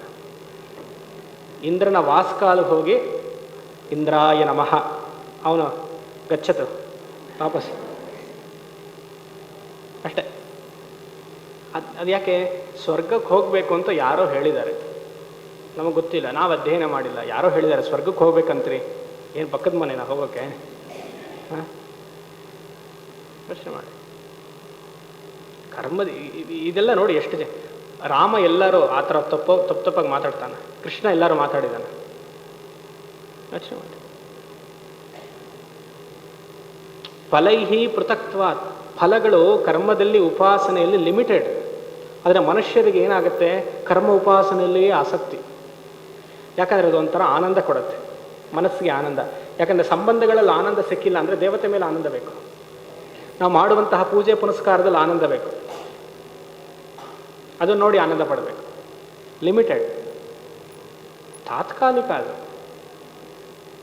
ಅದೊಂದು 4 ಜನದ ಹತ್ರ ಹೇಳ್ಕೊಳ್ಬೇಕು, ನಾನು ಉಪಾಸಕ ಅಂತ, ನಾ ಕರ್ಮಯೋಗಿ ಅಂತ, ಮತ್ತು ಅವರೊಂದು ಗ್ರೂಪ್ ಸೇರಿಕೊಳ್ಳೋದು, ಏನೋ ವಿಚಾರ ಮಾತಾಡೋದು.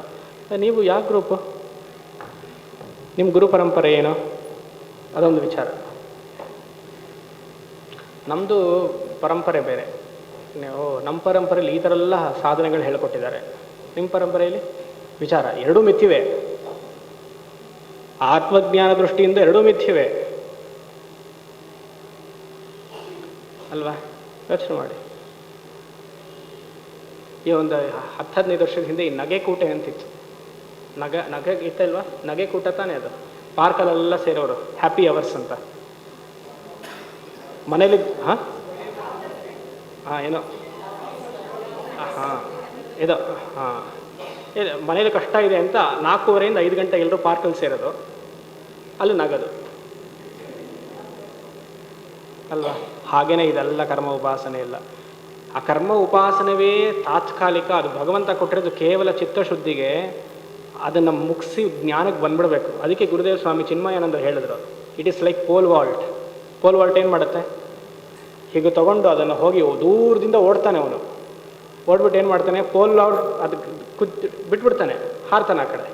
ಅದು ಕರ್ಮ ಉಪಾಸನೆ ಇದ್ದ ಹಾಗೆ. ದೂರದಿಂದ ಓಡ್ಕೊಂಡು ಬಂದು ಎಲ್ಲ ಮಾಡಬೇಕು, ಆ ಕಡೆ ಎಗರಬೇಕು, ಈ ಕಡೆ ಗಮನನೂ ಬರಬಾರ್ದು. ನಾವು ಅದ್ರ ಮೇಲೆ ಸಂಬಂಧ ಬಂದ್ಬಿಟ್ಟಿರುತ್ತೆ ನಮಗೆ, ಅದ್ರ ಮೇಲೆ ವ್ಯಾಮೋಹ ಬಂದ್ಬಿಡತ್ತೆ. ಇಷ್ಟ ದೇವತೆ ಮೇಲೆ ವ್ಯಾಮೋಹ, ಮಾಡುವಂತಹ ಅನುಷ್ಠಾನದಲ್ಲಿ ವ್ಯಾಮೋಹ. ಯೋಚನೆ ಮಾಡಿ, ಭಗವಂತ ಎಲ್ಲ ಕಡೆ ಒಂದು ಮೋಹವನ್ನು ಇಟ್ಟಿದ್ದಾನೆ. ನೀನು ಸಂಬಂಧದಿಂದ ಗೆದ್ದೀಯಾ, ನಿನಗೆ ಈ ಕರ್ಮ ಉಪಾಸನೆಯಲ್ಲಿ ಮೋಹವನ್ನು ಇಡ್ತೀನಿ. ನಾವೇನು ತಿಳ್ಕೊಳ್ತೀವಿ? ಓ, ಕರ್ಮ ಉಪಾಸನೆಯಲ್ಲಿ ಇದೀನಿ ಸರಿ. ಅಲ್ಲಿ ಮೋಹ ಇಟ್ಟ, ಅಲ್ಲಿಂದ ದಾಟ್ಕೊಂಡು ಬರೋದೇ ಹಲವಾರು ಜನ್ಮಗಳು ಬೇಕು. ಮನಸ್ಸು ಬಿಡಕ್ಕೆ ಬರಲ್ಲ.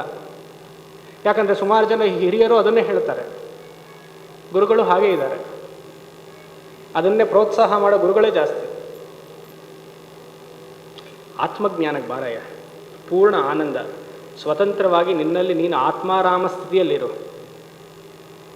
ಹೃದಯ ಕುಹರ ಮಧ್ಯೆ ಕೇವಲಂ ಬ್ರಹ್ಮ ಮಾತ್ರಂ ಅಹಂ ಅಹಂ ಅಹಮಿತಿ ಆತ್ಮರೂಪೇಣ ಭಾತಿ.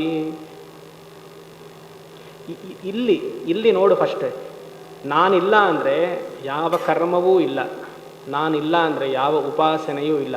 ನೀನು ಯಾರು ಫಸ್ಟ್ ಅದನ್ನು ಹುಡ್ಕೋಕ್ಕೆ ಹೋಗು. ಇನ್ಫ್ರಾಸ್ಟ್ರಕ್ಚರೆಲ್ಲ ಬಿಲ್ಡ್ ಮಾಡ್ಕೊಳಕ್ಕೆ ಹೋಗಬೇಡ. ನಿನ್ನ ಮನಸ್ಸು ಪ್ರೊಜೆಕ್ಟ್ ಮಾಡ್ತಿದೆ ಮಾಯಾ ರೀತಿಯಾಗಿ, ಅದು ಸತ್ಯ ಅಲ್ಲ. ಯೋಚನೆ ಮಾಡಿ. ರಾಮಗೀತ ಒಂದೇ ಒಂದರಿಂದ ನಿಮಗೆ ಚಿತ್ತಶುದ್ಧಿ ಸಿಗುತ್ತೆ, ಚಿತ್ತ ಏಕಾಗ್ರತೆ ಬರುತ್ತೆ, ಮೋಕ್ಷವೂ ಪ್ರಾಪ್ತಿಯಾಗುತ್ತೆ. ಕೇವಲ ರಾಮಗೀತ ಈ ರೀತಿಯಾಗಿ ಅಧ್ಯಯನ ಮಾಡೋದ್ರಿಂದ. ಫಲೈಹಿ ಪೃಥಕ್. ಪೃಥಕ್ ಅಂದ್ರೆ ಏನೋ ಸಪ್ರೇಟ್, ಇಟ್ ಈಸ್ ಲಿಮಿಟೆಡ್. ಫಲವಿರೋಧತ್ವಾತ್. ಸರ್ವವೇದಾಂತ ಸಿದ್ಧಾಂತ ಸಾರ ಸಂಗ್ರಹ ಅಂತ 3 ದಿವಸದಿಂದ ಹೇಳಿದೆ. ಫಲವಿರೋಧ, ಹೇತು ವಿರೋಧ, ಕಾರಣ ವಿರೋಧ. ಫಲೈಹಿ ಪೃಥಕ್ತ್ವಾತ್ ಬಹುಕಾರಕೈ ಕ್ರತುಹು. ಒಂದು ಕರ್ಮದ ಫಲವನ್ನು ಮಾಡಬೇಕು ಅಂದರೆ ಎಷ್ಟು ಜನದ ಸಹಾಯ ಬೇಕು? ಬಹುಕಾರಕೈಹಿ ಕ್ರತುಹು. ಕ್ರತುಹು ಅಂದರೆ ಯಾಗ, ಕರ್ಮ. ಇವತ್ತು ಬೆಳಗ್ಗೆ ದೇವಸ್ಥಾನಕ್ಕೆ ಹೋಗಿದೆ, ಎಷ್ಟು ಜನರ ಸಹಾಯ ಬೇಕು ಒಂದು ಕುಂಭಾಭಿಷೇಕವನ್ನು ಮಾಡಬೇಕು ಅಂದರೆ? ಎಲ್ಲರಿಗೂ ಫಲ ಹೋಗಬೇಕಲ್ವ? ಆ ಯಜಮಾನ ಯಾರಿದ್ರೋ ಅವ್ರಿಗೆ ಫಲ ಎಷ್ಟು? 100ರಲ್ಲಿ 10% ಅಷ್ಟೇ. ಯಾಕಂದರೆ ಎಷ್ಟು ಜನ ಸಹಾಯ ಮಾಡಿದ್ದಾರೆ ಅವರಿಗೆ. ಅದೇ ಕುಂಭಾಭಿಷೇಕ ಮನೆಯಲ್ಲಿ ಕೂತ್ಕೊಂಡು, ಈ ಶರೀರವೇ ಒಂದು ದೊಡ್ಡ ಕುಂಭದ ಥರನೇ ಇದೆ ಶರೀರವು ಅಲ್ವಾ? ಸೈಡಲ್ಲಿ ಕೂತ್ಕೊಂಡು ಆರಾಮಾಗಿ ಅನುಷ್ಠಾನ ಮಾಡ್ಕೊಂಡಿದ್ರೆ, ಯಾವ ಅನುಷ್ಠಾನ? ಆತ್ಮಾನುಸಂಧಾನ ಪರಾಯಣ ಸದಾ. ನನ್ನೇ ನೋಡಿದ್ವಲ್ಲ, ಎಷ್ಟು ಆನಂದ. ಯೋಚನೆ ಮಾಡಿ. ಸ್ವಾಮೀಜಿ ನೀವು ಹೇಳೋದಲ್ಲ ಸತ್ಯ, ಈ ಲೈನ್ಗೆ ಬರಬೇಕು ಅಂತ ಅನಿಸುತ್ತೆ, ಆದರೆ ಮನಸ್ಸು ನಿಶ್ಚಯ ಮಾಡೋಕ್ಕಾಗ್ತಾ ಇಲ್ಲ. ಯಾಕಾಗ್ತಾ ಇಲ್ಲ? ಮೋಹದಲ್ಲಿ ಬಿದ್ದಿದ್ದೀವಿ.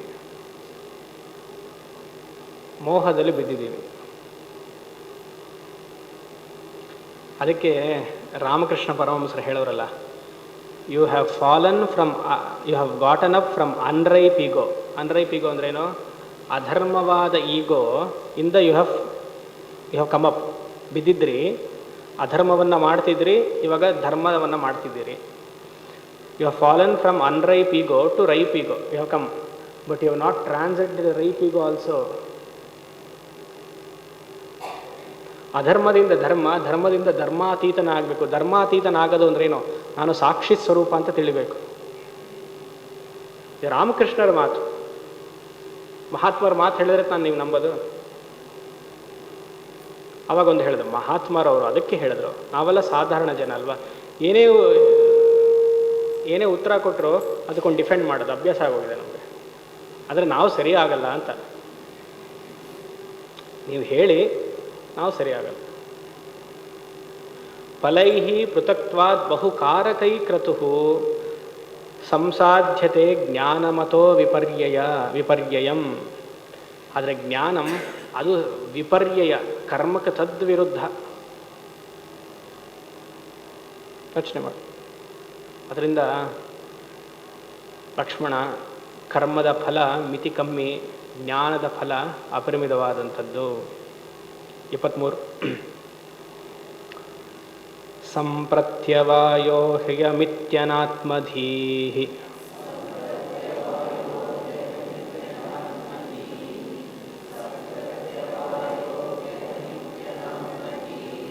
ಅಜ್ಞಪ್ರಸಿದ್ಧ ನತು ತತ್ವದರ್ಶಿಣಃ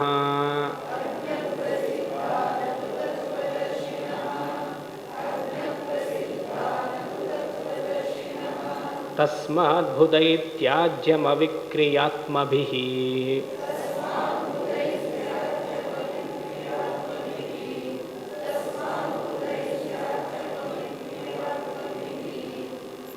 ವಿಧಾನತಃ ಕರ್ಮ ವಿಧಿಃ ಪ್ರಕಾಶಿತಂ.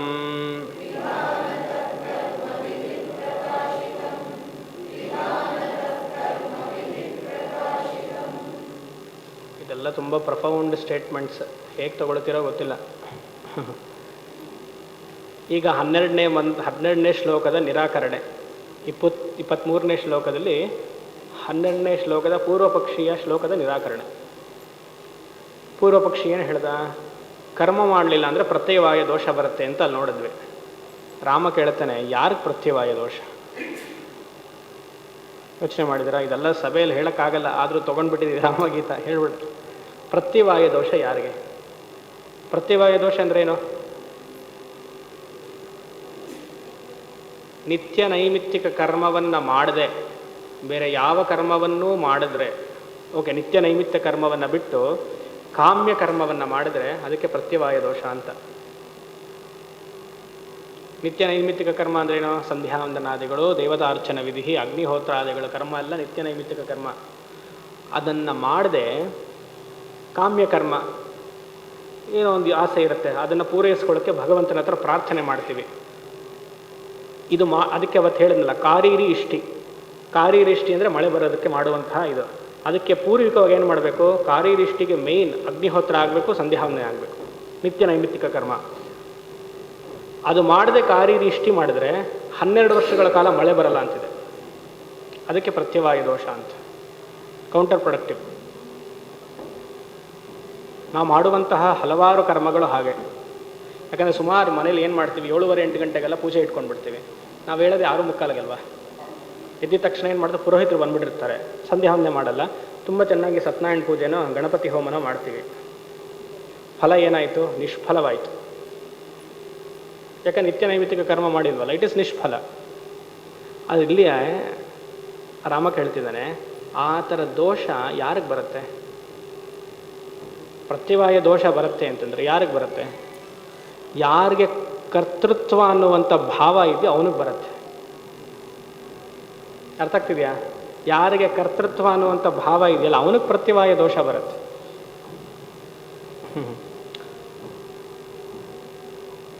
ಇನ್ಕಮ್ ಟ್ಯಾಕ್ಸ್ ಯಾರು ಕಟ್ಟಬೇಕು? ಯಾರಿಗೆ ಇನ್ಕಮ್ ಇದೆಯೋ ಅವ್ರು ಕಟ್ಟಬೇಕು ಅಲ್ವಾ? 1 ಲಕ್ಷ ಸಂಪಾದನೆ ಮಾಡೋರಿಗೆ ಇನ್ಕಮ್ ಟ್ಯಾಕ್ಸ್ ಕಟ್ಟು ಅಂತ ಯಾರು ಹೇಳ್ತಾರೆ? 5 ಲಕ್ಷದ ಮೇಲೆ ಇದ್ದವ್ರಿಗೆ 10% 20% ಏನು ಬ್ರ್ಯಾಕೆಟ್ಸ್ ಇದೆಯೋ ಅದು ಕಟ್ಟಬೇಕು. ರಾಜಸೂಯ ಯಾರು ಮಾಡಬೇಕು? ರಾಜ ಮಾಡಬೇಕು. ಆ ಕರ್ತೃತ್ವ ಭಾವ ಯಾರಿಗಿದೆಯೋ ಅವನಿಗೆ ಪ್ರತ್ಯವಾಯ ದೋಷ. ಆತ್ಮಾತೀತನಾಗಿರುವಂತಹ ನಿನಗೆ ಪ್ರತ್ಯವಾಯ ದೋಷ ಎಲ್ಲಿ ಬರುತ್ತೆ? ಅರ್ಥ ಆಗ್ತಿದೆಯಾ? ಯೋಚನೆ ಮಾಡಿ. ಇಲ್ಲ, ಅದನ್ನೇ ಹೇಳ್ತಿರೋದು. ಸತ್ಪ್ರತ್ಯವಾಯ. ಸತ್ಪ್ರತ್ಯವಾಯ ಏನು, ನೀವೇನು ಪ್ರತ್ಯವಾಯ ದೋಷ ಅಂತ ಇಲ್ಲಿ 12ನೇ ಶ್ಲೋಕದ ಹೇಳಿದ್ರಿ, ಅದು ಯಾರಿಗೆ? ಅನಾತ್ಮದೀಹಿ. ಅನಾತ್ಮ ಸತ್ಯ ಅಂತ ಯಾರು ಅಂದ್ಕೊಂಡಿದ್ದಾರೋ ಅವ್ರಿಗೆ ಮಾತ್ರ ಪ್ರತ್ಯವಾಯ ದೋಷ. ಆ ಥರ ಆತ್ಮಜ್ಞಾನಿಗಲ್ಲ. ನಾವು ಯಾರು? ಅನಾತ್ಮರ ಆತ್ಮಜ್ಞಾನಿಗಳ? ಅಟ್ಲೀಸ್ಟ್ 7ನೇ ತಾರೀಕುವರೆಗಾದರೂ ಹೇಳಿ ಅಲ್ವಾ? ಆಮೇಲೆ ನೀವು ಹೇಳಿ ಅನಾತ್ಮನೇ ನಾನು, ದೇಹ ಮನಸ್ಸು ಅಂತ. ನನಗೋಸ್ಕರ ಸ್ಯಾಟಿಸ್ಫ್ಯಾಕ್ಷನ್. ಯಾಕಂದರೆ 1.5 ಗಂಟೆ ಮಾತಾಡಬೇಕಲ್ಲ, ಸ್ವಲ್ಪ ಇನ್ಸ್ಪಿರೇಷನ್ ಬೇಕಲ್ಲ. ಅನಾತ್ಮದಿಹಿ, ಯಾರಿಗೆ ಅಹಂಕಾರ ಮಮಕಾರ ಇದೆಯೋ ಅವ್ರಿಗದು. ಆದರೆ ಆತ್ಮಜ್ಞಾನಿಗಲ್ಲ. ಅಜ್ಞಪ್ರಸಿದ್ಧ ನತು ತತ್ವದರ್ಶಿಣ. ಅಜ್ಞಪ್ರಸಿದ್ಧ, ಅವರಲ್ಲಿ ಅಜ್ಞಾನ ತುಂಬ ಪ್ರಬಲವಾಗಿದೆ. ಅವರಲ್ಲಿ ಅಜ್ಞಾನ ತುಂಬ ಪ್ರಸಿದ್ಧ. ನತು ತತ್ವದರ್ಶಿಣ, ತತ್ವಜ್ಞಾನಿಗಳಲ್ಲಿಲ್ಲ ಅದು. ತಸ್ಮಾತ್ ಲಕ್ಷ್ಮಣ, ಆದ್ದರಿಂದ ಏನು ಮಾಡಬೇಕು? ಹೇಗೆ ನಿತ್ಯ ನೈಮಿತ್ತಿಕ ಕರ್ಮವನ್ನು ನೀನು ಶಾಸ್ತ್ರೋಕ್ತವಾಗಿ ಮಾಡಿದೆಯಲ್ವಾ, ಅದೇ ರೀತಿಯಾಗಿ ಸನ್ಯಾಸವನ್ನು ಶಾಸ್ತ್ರೋಕ್ತ ರೀತಿಯಾಗಿ ತಗೋ. ತಸ್ಮಾತ್ ಬುಧೈಹಿ ವಿವೇಕಿನಃ ತ್ಯಜೇತ್. ವಿವೇಕಿಗಳಾಗಿರುವಂತಹವರು ಅವಿಕ್ರಿಯಾತ್ಮವಿಹಿ. ಅವಿಕ್ರಿಯ, ವಿಗತೇನ ಕ್ರಿಯ, ಅವಿಕ್ರಿಯ. ಯಾರಿಗೆ ಆತ್ಮಜ್ಞಾನದ ಲವಲೇಶವು ಅಂಟಿದ್ರು ಸಾಕು, ಅವ್ರಿಗೇನು ವಿಧಾನತಃ ಕರ್ಮ ವಿಧಿ ಪ್ರಕಾಶಿತಂ. ಶಾಸ್ತ್ರ ರೀತಿಯಾಗಿ ನೀನು ಉಪನಯನ ಸಂಸ್ಕಾರವನ್ನೆಲ್ಲ ಮಾಡಿಕೊಂಡೆ, ಅಗ್ನಿಹೋತ್ರ ಕರ್ಮಗಳನ್ನು ಮಾಡಿಕೊಂಡೆ, ಅದೇ ರೀತಿಯಾಗಿ ಶಾಸ್ತ್ರವೇ ಹೇಳ್ತಿದೆ ನ ಕರ್ಮಣ ಅಂತ. ಶಾಸ್ತ್ರ ರೀತಿಯಿಂದಲೇ ಎಲ್ಲವನ್ನ ನ್ಯಾಸ ಮಾಡು. ಸುಮ್ಮನೆ ನ್ಯಾಸ ಮಾಡೋಕ್ಕಾಗಲ್ವೇ? ಎಲ್ಲದಕ್ಕೊಂದು ಕ್ರಮ ಅಂತಿದೆಯೇ? ನಮ್ಮ ಸಂಸ್ಕೃತಿ ಎಷ್ಟು ಚೆನ್ನಾಗಿದೆ ನೋಡಿ. ಉಪನಯನ ಸಂಸ್ಕಾರ 2 ದಿವಸದ ಕಾರ್ಯಕ್ರಮ ಅಲ್ವಾ? ಗಣಪತಿ ಪೂಜೆ, ಪುಣ್ಯಾಹ, ನಾಂದಿ ಎಲ್ಲ ಮಾಡಬೇಕು. ತಂದೆ ಗಾಯತ್ರಿ ಮಂತ್ರವನ್ನು ಅನುಷ್ಠಾನ ಮಾಡಿ ಮಗನಿಗೆ ತಲೆ ಮುಟ್ಟಿ ಎಲ್ಲವನ್ನು ಧಾರೆ ಮಾಡು. ಆವಾಗಲೇ ಗಾಯತ್ರಿ ಮಂತ್ರ ಮಗ ಚೆನ್ನಾಗಿರ್ತಾನೆ. ಸುಮಾರು ಜನಕ್ಕೆ ಗಾಯತ್ರಿ ಮಂತ್ರ ಯಾಕೆ ಸಿದ್ಧಿ ಆಗಿಲ್ಲ? ಇಲ್ಲೆಲ್ಲ ಸಂಧ್ಯಾವಂದನೆ ಮಾಡ್ತಿದ್ರೆ ಅಂದ್ಕೊಳ್ಳಿ, ಮಾಡ್ತಿದ್ರೆ ಸಂಧ್ಯಾವಂದನೆ ಮಾಡಿಯೂ ಗಾಯತ್ರಿ ಮಂತ್ರ ನಿಮಗೆ ಸಿದ್ಧಿ ಆಗಿಲ್ಲ. ಯಾಕೆ? ನಿಮ್ಮ ಅಪ್ಪ ಗಾಯತ್ರಿ ಮಾಡ್ತಿರ್ಲಿಲ್ಲ, ಅಷ್ಟೆ. ಸಿಂಪಲ್. ಅದಕ್ಕೆ ಉಪದೇಶ ಅಂತ ಹೇಳೋದು. ಗುರುವಿಂದ ತಗೊಂಡಿರುವಂತಹ ಮಂತ್ರ ಉಪದೇಶ ಸಿದ್ಧಿ ಆಗುತ್ತೆ. ಯಾಕಂದರೆ ಗುರು ಮಾಡ್ತಿದ್ರು. ಅಪ್ಪನಿಂದ ತಗೊಂಡಿರುವಂತಹ ಗಾಯತ್ರಿ ಮಂತ್ರ ಮಗನಿಗೆ ಶ್ರೇಯಸ್ಸಾಗುತ್ತೆ, ಆರೋಗ್ಯ ಕೊಡುತ್ತೆ. ನಮ್ಗೆ ಯಾಕಾಗಿಲ್ಲ? ಹಿರಿಯರು ಮಾಡಿಲ್ಲ.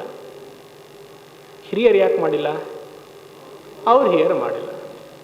ಅವ್ರ ಹಿರಿಯರು ಯಾಕೆ ಮಾಡಿಲ್ಲ? 8 ಗಂಟೆವರೆಗೂ ಹಾಗೆ ಹೋಗ್ತಾ ಇರ್ಬೋದು.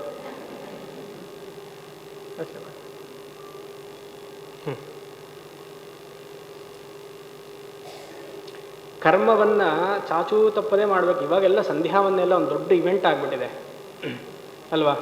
2 ದಿವಸದ ಕಾರ್ಯಕ್ರಮ, ಅಲ್ಲಿ ಊಟನೇ ಇಂಪಾರ್ಟೆಂಟ್.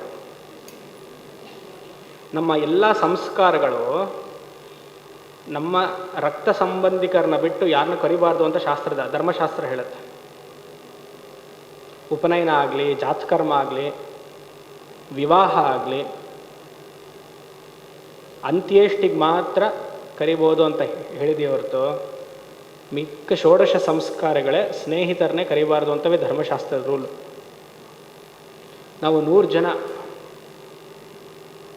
ಜನ ಮದುವೆಗೆ 1000 ಜನ. ಇದು ಹಸೆಮಣೆ. ಇಲ್ಲಿ ಮದುವೆ ಆಗತ್ತೆ ಅಂದ್ಕೊಳಿಪ್ಪ, ಇಲ್ಲಿ ಹಸಮಣೆ. ಇದೆಲ್ಲ ಧರ್ಮಶಾಸ್ತ್ರ ಹೇಳ್ತಾ ಇದ್ದೀನಿ, ವೇದಾಂತಕ್ಕೆ ಬರಲ್ಲ. ಆದರೂ ಮತ್ತೆ ಯಾಕೆ ಸ್ವಾಮೀಜಿ ಹೇಳ್ತಿದ್ದೀರಾ? ಸುಮ್ಮನೆ ನಿಮ್ಗೆ ಗೊತ್ತಾಗಲಿ, ಯಾವ ತಪ್ಪು ಮಾಡಬಾರ್ದು ಅಂತ. ಮತ್ತೆ ಇದು ಹಸೆಮಣೆ. ಇಲ್ಲಿ ಏನು ಮಾಡ್ತಾರೆ? ಫಸ್ಟ್ ತಪ್ಪೇನು ಗೊತ್ತಾ ಮಾಡೋದು? ಅಗ್ನಿಕುಂಡ. ಎಲ್ಲಿಂದ ತರ್ತಾರೆ? ಕಬ್ಬಣದ್ದು. ಫಲ ಔಟ್. ಕಬ್ಬಣದ ಅಗ್ನಿಕುಂಡ ಇಟ್ಟು ನೀವು ಪೂಜೆ ಮಾಡಿದ್ರೆ ಫಲ ಇಲ್ಲ, ಅದಕ್ಕೆ ಸ್ಪರ್ಶನೇ ಆಗಲ್ಲ. ಅಗ್ನಿಗೆ ತದ್ವಿರುದ್ಧವಾದ ಸಂಪರ್ಕ. ಮಣ್ಣು ಇಟ್ಟಿಗೆನೇ ಇಟ್ಟು ಮಾಡಬೇಕು. ಸರಿ, ಗೃಹಸ್ಥ ಇದು ವಿವಾಹ ಆದಮೇಲೆ ಏನಿರಬೇಕು? ಆರತಕ್ಷತೆ ಇರಬೇಕು. ಇವಾಗ ಆರತಕ್ಷತೆ ಆದಮೇಲೆ ವಿವಾಹ. ಆರತಕ್ಷತೆ ಯಾವಾಗ ಮಾಡಬೇಕು? ಮಧ್ಯಾಹ್ನ ಮಾಡಬೇಕು. ನಾವು ಮಾಡೋದೇನು? ಸಂಜೆ. ತುಂಬ ಚೆನ್ನಾಗಿದೆ. ಸರಿ, ಇಲ್ಲಿ ಇದು ಒಂದು ಪವಿತ್ರವಾದ ಸ್ಥಳ. ಯಾವುದೋ ಈ ಡಯಸ್. ಇಲ್ಲಿ ಅಗ್ನಿಹೋತ್ರವನ್ನೆಲ್ಲ ಮಾಡಿ ಎಲ್ಲರನ್ನ ಹಿರಿಯರನ್ನ ಆಶೀರ್ವಾದವನ್ನು ತಗೊಳ್ಳೋದು. ಇಲ್ಲಿ ಏನು ಹಾಕೊಂಡು ಬರ್ತಾರೆ? ಶೂಸ್ ಹಾಕೊಂಡು ಬರ್ತಾರೆ. ಅಗ್ನಿಕುಂಡದಲ್ಲಿ ಶೂಸ್ ಹಾಕೊಂಡು ಬಂದು ಹಿಂದಿನ ದಿವಸ ಸಂಜೆ ನಿಂತ್ಕೊಳ್ಳೋದು. ನೆಕ್ಸ್ಟ್ ಅಲ್ಲಿ ಒರೆಸ್ಬಿಟ್ಟು ಏನೋ ಗೋಮಹ ಚತರ ಒರೆಸ್ಬಿಟ್ಟು ಅಲ್ಲಿ ಅಗ್ನಿಯನ್ನು ಪ್ರಜ್ವಲನೆ ಮಾಡಿ ಸಪ್ತಪದಿ ತೊಳೆದ್ರೆ ಯಾವ ಅಗ್ನಿ ಬರ್ತಾನೆ? ಯಾವ ಅಗ್ನಿ ಸಾಕ್ಷಿಯಿಂದ ನೀವು ನಾನು ಇವನು ಒಂದು ಅಂತ ಹೇಳ್ತೀರಾ? ಯೋಚನೆ ಮಾಡಿ. ಧರ್ಮಶಾಸ್ತ್ರ ಹೇಳುತ್ತೆ ಅಕ್ಷತೆಯನ್ನು ಹಿರಿಯರು ಮಾತ್ರ ಹಾಕಬೇಕು ವಧುವರರ ಮೇಲೆ. ಎಸಿತಾರೆ ಅಲ್ಲಿಂದ ಇಲ್ಲಿಗೋ. ಅದು ನಮ್ಮ ಮೇಲೆ ಬಿದ್ದಿರುತ್ತೆ. ಆಲ್ರೆಡಿ ನಾವು ಗೃಹಸ್ಥಾಶ್ರಮದಲ್ಲಿ ಒದ್ದಾಡ್ತಿದ್ವಿ. ತಗೋ ನೀನು ಹೀಗೆ ಅಲ್ವಾ? ಅದನ್ನು ಹೀಗೆ ಹಿಡಿಬೇಕು ನಾವು. ಹೀಗೆ ತಲೆ ಮೇಲೆ ಹಾಕಬಾರ್ದು. ಅಕ್ಷತೆಯನ್ನು ವಧುವರರು ಹಿರಿಯರ ಹತ್ರ ಹೋಗಿ ಹೀಗೆ ಹಿಡಬೇಕು. ಹೊಸಮಣೆ ಮೇಲೆ ಬಂದು ಹಿಡಿಬೇಕು. ಹೀಗೆ ಹೀಗೆ ಎಸೆಯೋದಲ್ಲ. ಇದೆಲ್ಲ ಸಂಸ್ಕಾರಗಳಿವೆ. ಈ ಥರ ಮಾಡುವಂತಹ ಸಂಸ್ಕಾರ ನಿಮಗೆ ಚಿತ್ತಶುದ್ಧಿ ಕೊಡುತ್ತೆ. ಈ ಥರ ಮಾಡದೇ ಇರುವಂಥ ಸಂಸ್ಕಾರ ಚಿತ್ತ ಬಂಧನ. ಅದಕ್ಕೆ ನಮಗೆ ಅಲ್ಲೂ ಇಲ್ಲ ಇಲ್ಲೂ ಇಲ್ಲ. ವೇದಾಂತನೂ ಅರ್ಥ ಆಗ್ತಿಲ್ಲ, ಪೂರ್ವ ಭಾಗನೂ ಅರ್ಥ ಆಗ್ತಾ ಇಲ್ಲ. ಯೋಚನೆ ಮಾಡಿ. ಊಟದ ಕಡೆ ಮಾತ್ರ ಗಮನ ನಮಗೆ. ಕ್ಯಾಟ್ರಿಂಗ್ ಸರಿ, ಅದು ಹೋದರೆ ಇನ್ಯಾಕೆ ಜಾಸ್ತಿ ಆಗಿದೆ. ಇಲ್ಲಿ ತ್ಯಜೇತ್ ವಿಧಾನತ ಕರ್ಮ ವಿಧಿ ಪ್ರಕಾಶಿತಂ. ಕರ್ಮವನ್ನು ಹೇಗೆ ತಗೊಂಡಿಯಲ್ವಾ ಅದೇ ರೀತಿಯಾಗಿ ಕರ್ಮವನ್ನು ಬಿಡು. ಸನ್ಯಾಸ 2 ದಿವಸದ ರಿಚುವಲ್. ಹೇಗೆ ಸಂಧ್ಯಾ ವಂದನೆಯನ್ನು ಗಣಪತಿ ಪೂಜೆ ನಾಂದಿ ಅದೆಲ್ಲ ಮಾಡಿಕೊಂಡು ಹಾಗೆ ಸನ್ಯಾಸವನ್ನು ಗಣಪತಿ ಪೂಜೆ ಪುಣ್ಯಾಹ ಎಲ್ಲ ಮಾಡಿ ವಿಸರ್ಜನೆ ಮಾಡೋದು. ವೇದ ಹೇಳುತ್ತೆ ಯಾವ ರೀತಿಯಲ್ಲಿ ರೆಸ್ಪೆಕ್ಟ್ ಮಾಡಿ ಆಧಾರದಿಂದ ತಗೊಂಡಿದ್ಯೋ ಅದೇ ಆಧಾರದಿಂದ ಬಿಡು. ಎಲ್ಲೋ ಕೆಲವರಿಗೆ ಎಕ್ಸೆಪ್ಷನ್ ಕೇಸಸ್, ರಮಣ ಮಹರ್ಷಿ ಅಂತವ್ರಿಗೆ ಇದು ಅವಶ್ಯಕತೆ ಇಲ್ಲ. ಯಾಕಂದರೆ ಪೂರ್ಣ ಜ್ಞಾನಿಗಳವರಲ್ಲ. ಕೇವಲ ಮನಸ್ಸಿನಲ್ಲಿ ಬಂತು, ಆ ವೈರಾಗ್ಯ ಜಾಸ್ತಿ ಆಯಿತು, ಎಲ್ಲ ಬಿಟ್ಟರು. ಅದಕ್ಕೆ ಅವರೆಲ್ಲ ಕಾರಕ ಪುರುಷರು ಅಂತ ಕರಿತೀವಿ. ರಮಣ ಮಹರ್ಷಿಗಳನ್ನ, ರಾಮಕೃಷ್ಣ ಪರಮಹಂಸರನ್ನೆಲ್ಲ ಕಾರಕ ಪುರುಷರು, ಅವಧೂತರು. ಕರ್ಮ ಸಂಸ್ಕಾರ ರೀತಿಯಾಗಿ ಕರ್ಮ ತಗೋ ಲಕ್ಷ್ಮಣ. ಅದೇ ರೀತಿಯಾಗಿ ಕರ್ಮವನ್ನು ಬಿಡೋದಕ್ಕೆ ಕಲಿ. ನೀನು ಬಿಡಲ್ಲ. 60 ವರ್ಷ ಆದಮೇಲೆ ಬಿಡ್ತೀನಿ ಅಂದರೆ 60 ವರ್ಷ ಆದಮೇಲೆ ಬಿಡೋಕ್ಕಾಗಲ್ಲ. ಯಾಕೆ? 60 ವರ್ಷದಿಂದ ಬಿಟ್ಟಿಲ್ಲ ನೀನು. ಬಿಡ್ತೀನಿ ಅಂತಿದ್ರೆ 60 ವರ್ಷಗಳು ಬಿಡಬೇಕಾಗಿತ್ತಲ್ಲ. ಬಿಡೋದನ್ನು ಕಲಿ, ಕರ್ಮವನ್ನು ಬಿಡೋದನ್ನು ಕಲಿ, ಮೋಕ್ಷದ ಕಡೆ ಗಮನ ಹರಿಸು. ಯೋಚನೆ ಮಾಡಿ. ಇವತ್ತು 7:30 ನಿಲ್ಲಿಸೋಣ ಅಂದ್ಕೊಂಡಿದ್ದೆ. ಶರೀರ ಸ್ವಲ್ಪ ಸುಸ್ತಾಗಿತ್ತು. 7:30 ನಿಲ್ಲಿಸೋಣ, ಬೆಳಗ್ಗೆ ಎಲ್ಲ ಹೋಗಿ ಬಂದಿತ್ತು ಹಾಗೆ ಅಂತ. ಸಮಯ ನೋಡಿದ್ರೆ 7:50 ಆಯಿತು. ಇಲ್ಲಿಗೆ ನಿಲ್ಲಿಸ್ತೀನಿ, ನಾಳೆ ಮುಂದುವರ್ಸೋಣ. ಓಂ ಶಂ ಅಸತೋಮ ಸದ್ಗಮಯ ತಮಸೋಮ ಜ್ಯೋತಿರ್ಗಮಯ ಮೃತ್ಯೋರ್ಮ ಅಮೃತಂ ಗಮಯ. ಪೂರ್ಣಮದಃ ಪೂರ್ಣಮಿದಂ ಪೂರ್ಣಾತ್ ಪೂರ್ಣಮುದಚ್ಯತೆ ಪೂರ್ಣಸ್ಯ ಪೂರ್ಣಮಾದಾಯ ಪೂರ್ಣಮೇವಾವಶಿಷ್ಯತೆ. ಓಂ ಶಾಂತಿ ಶಾಂತಿ ಶಾಂತಿ.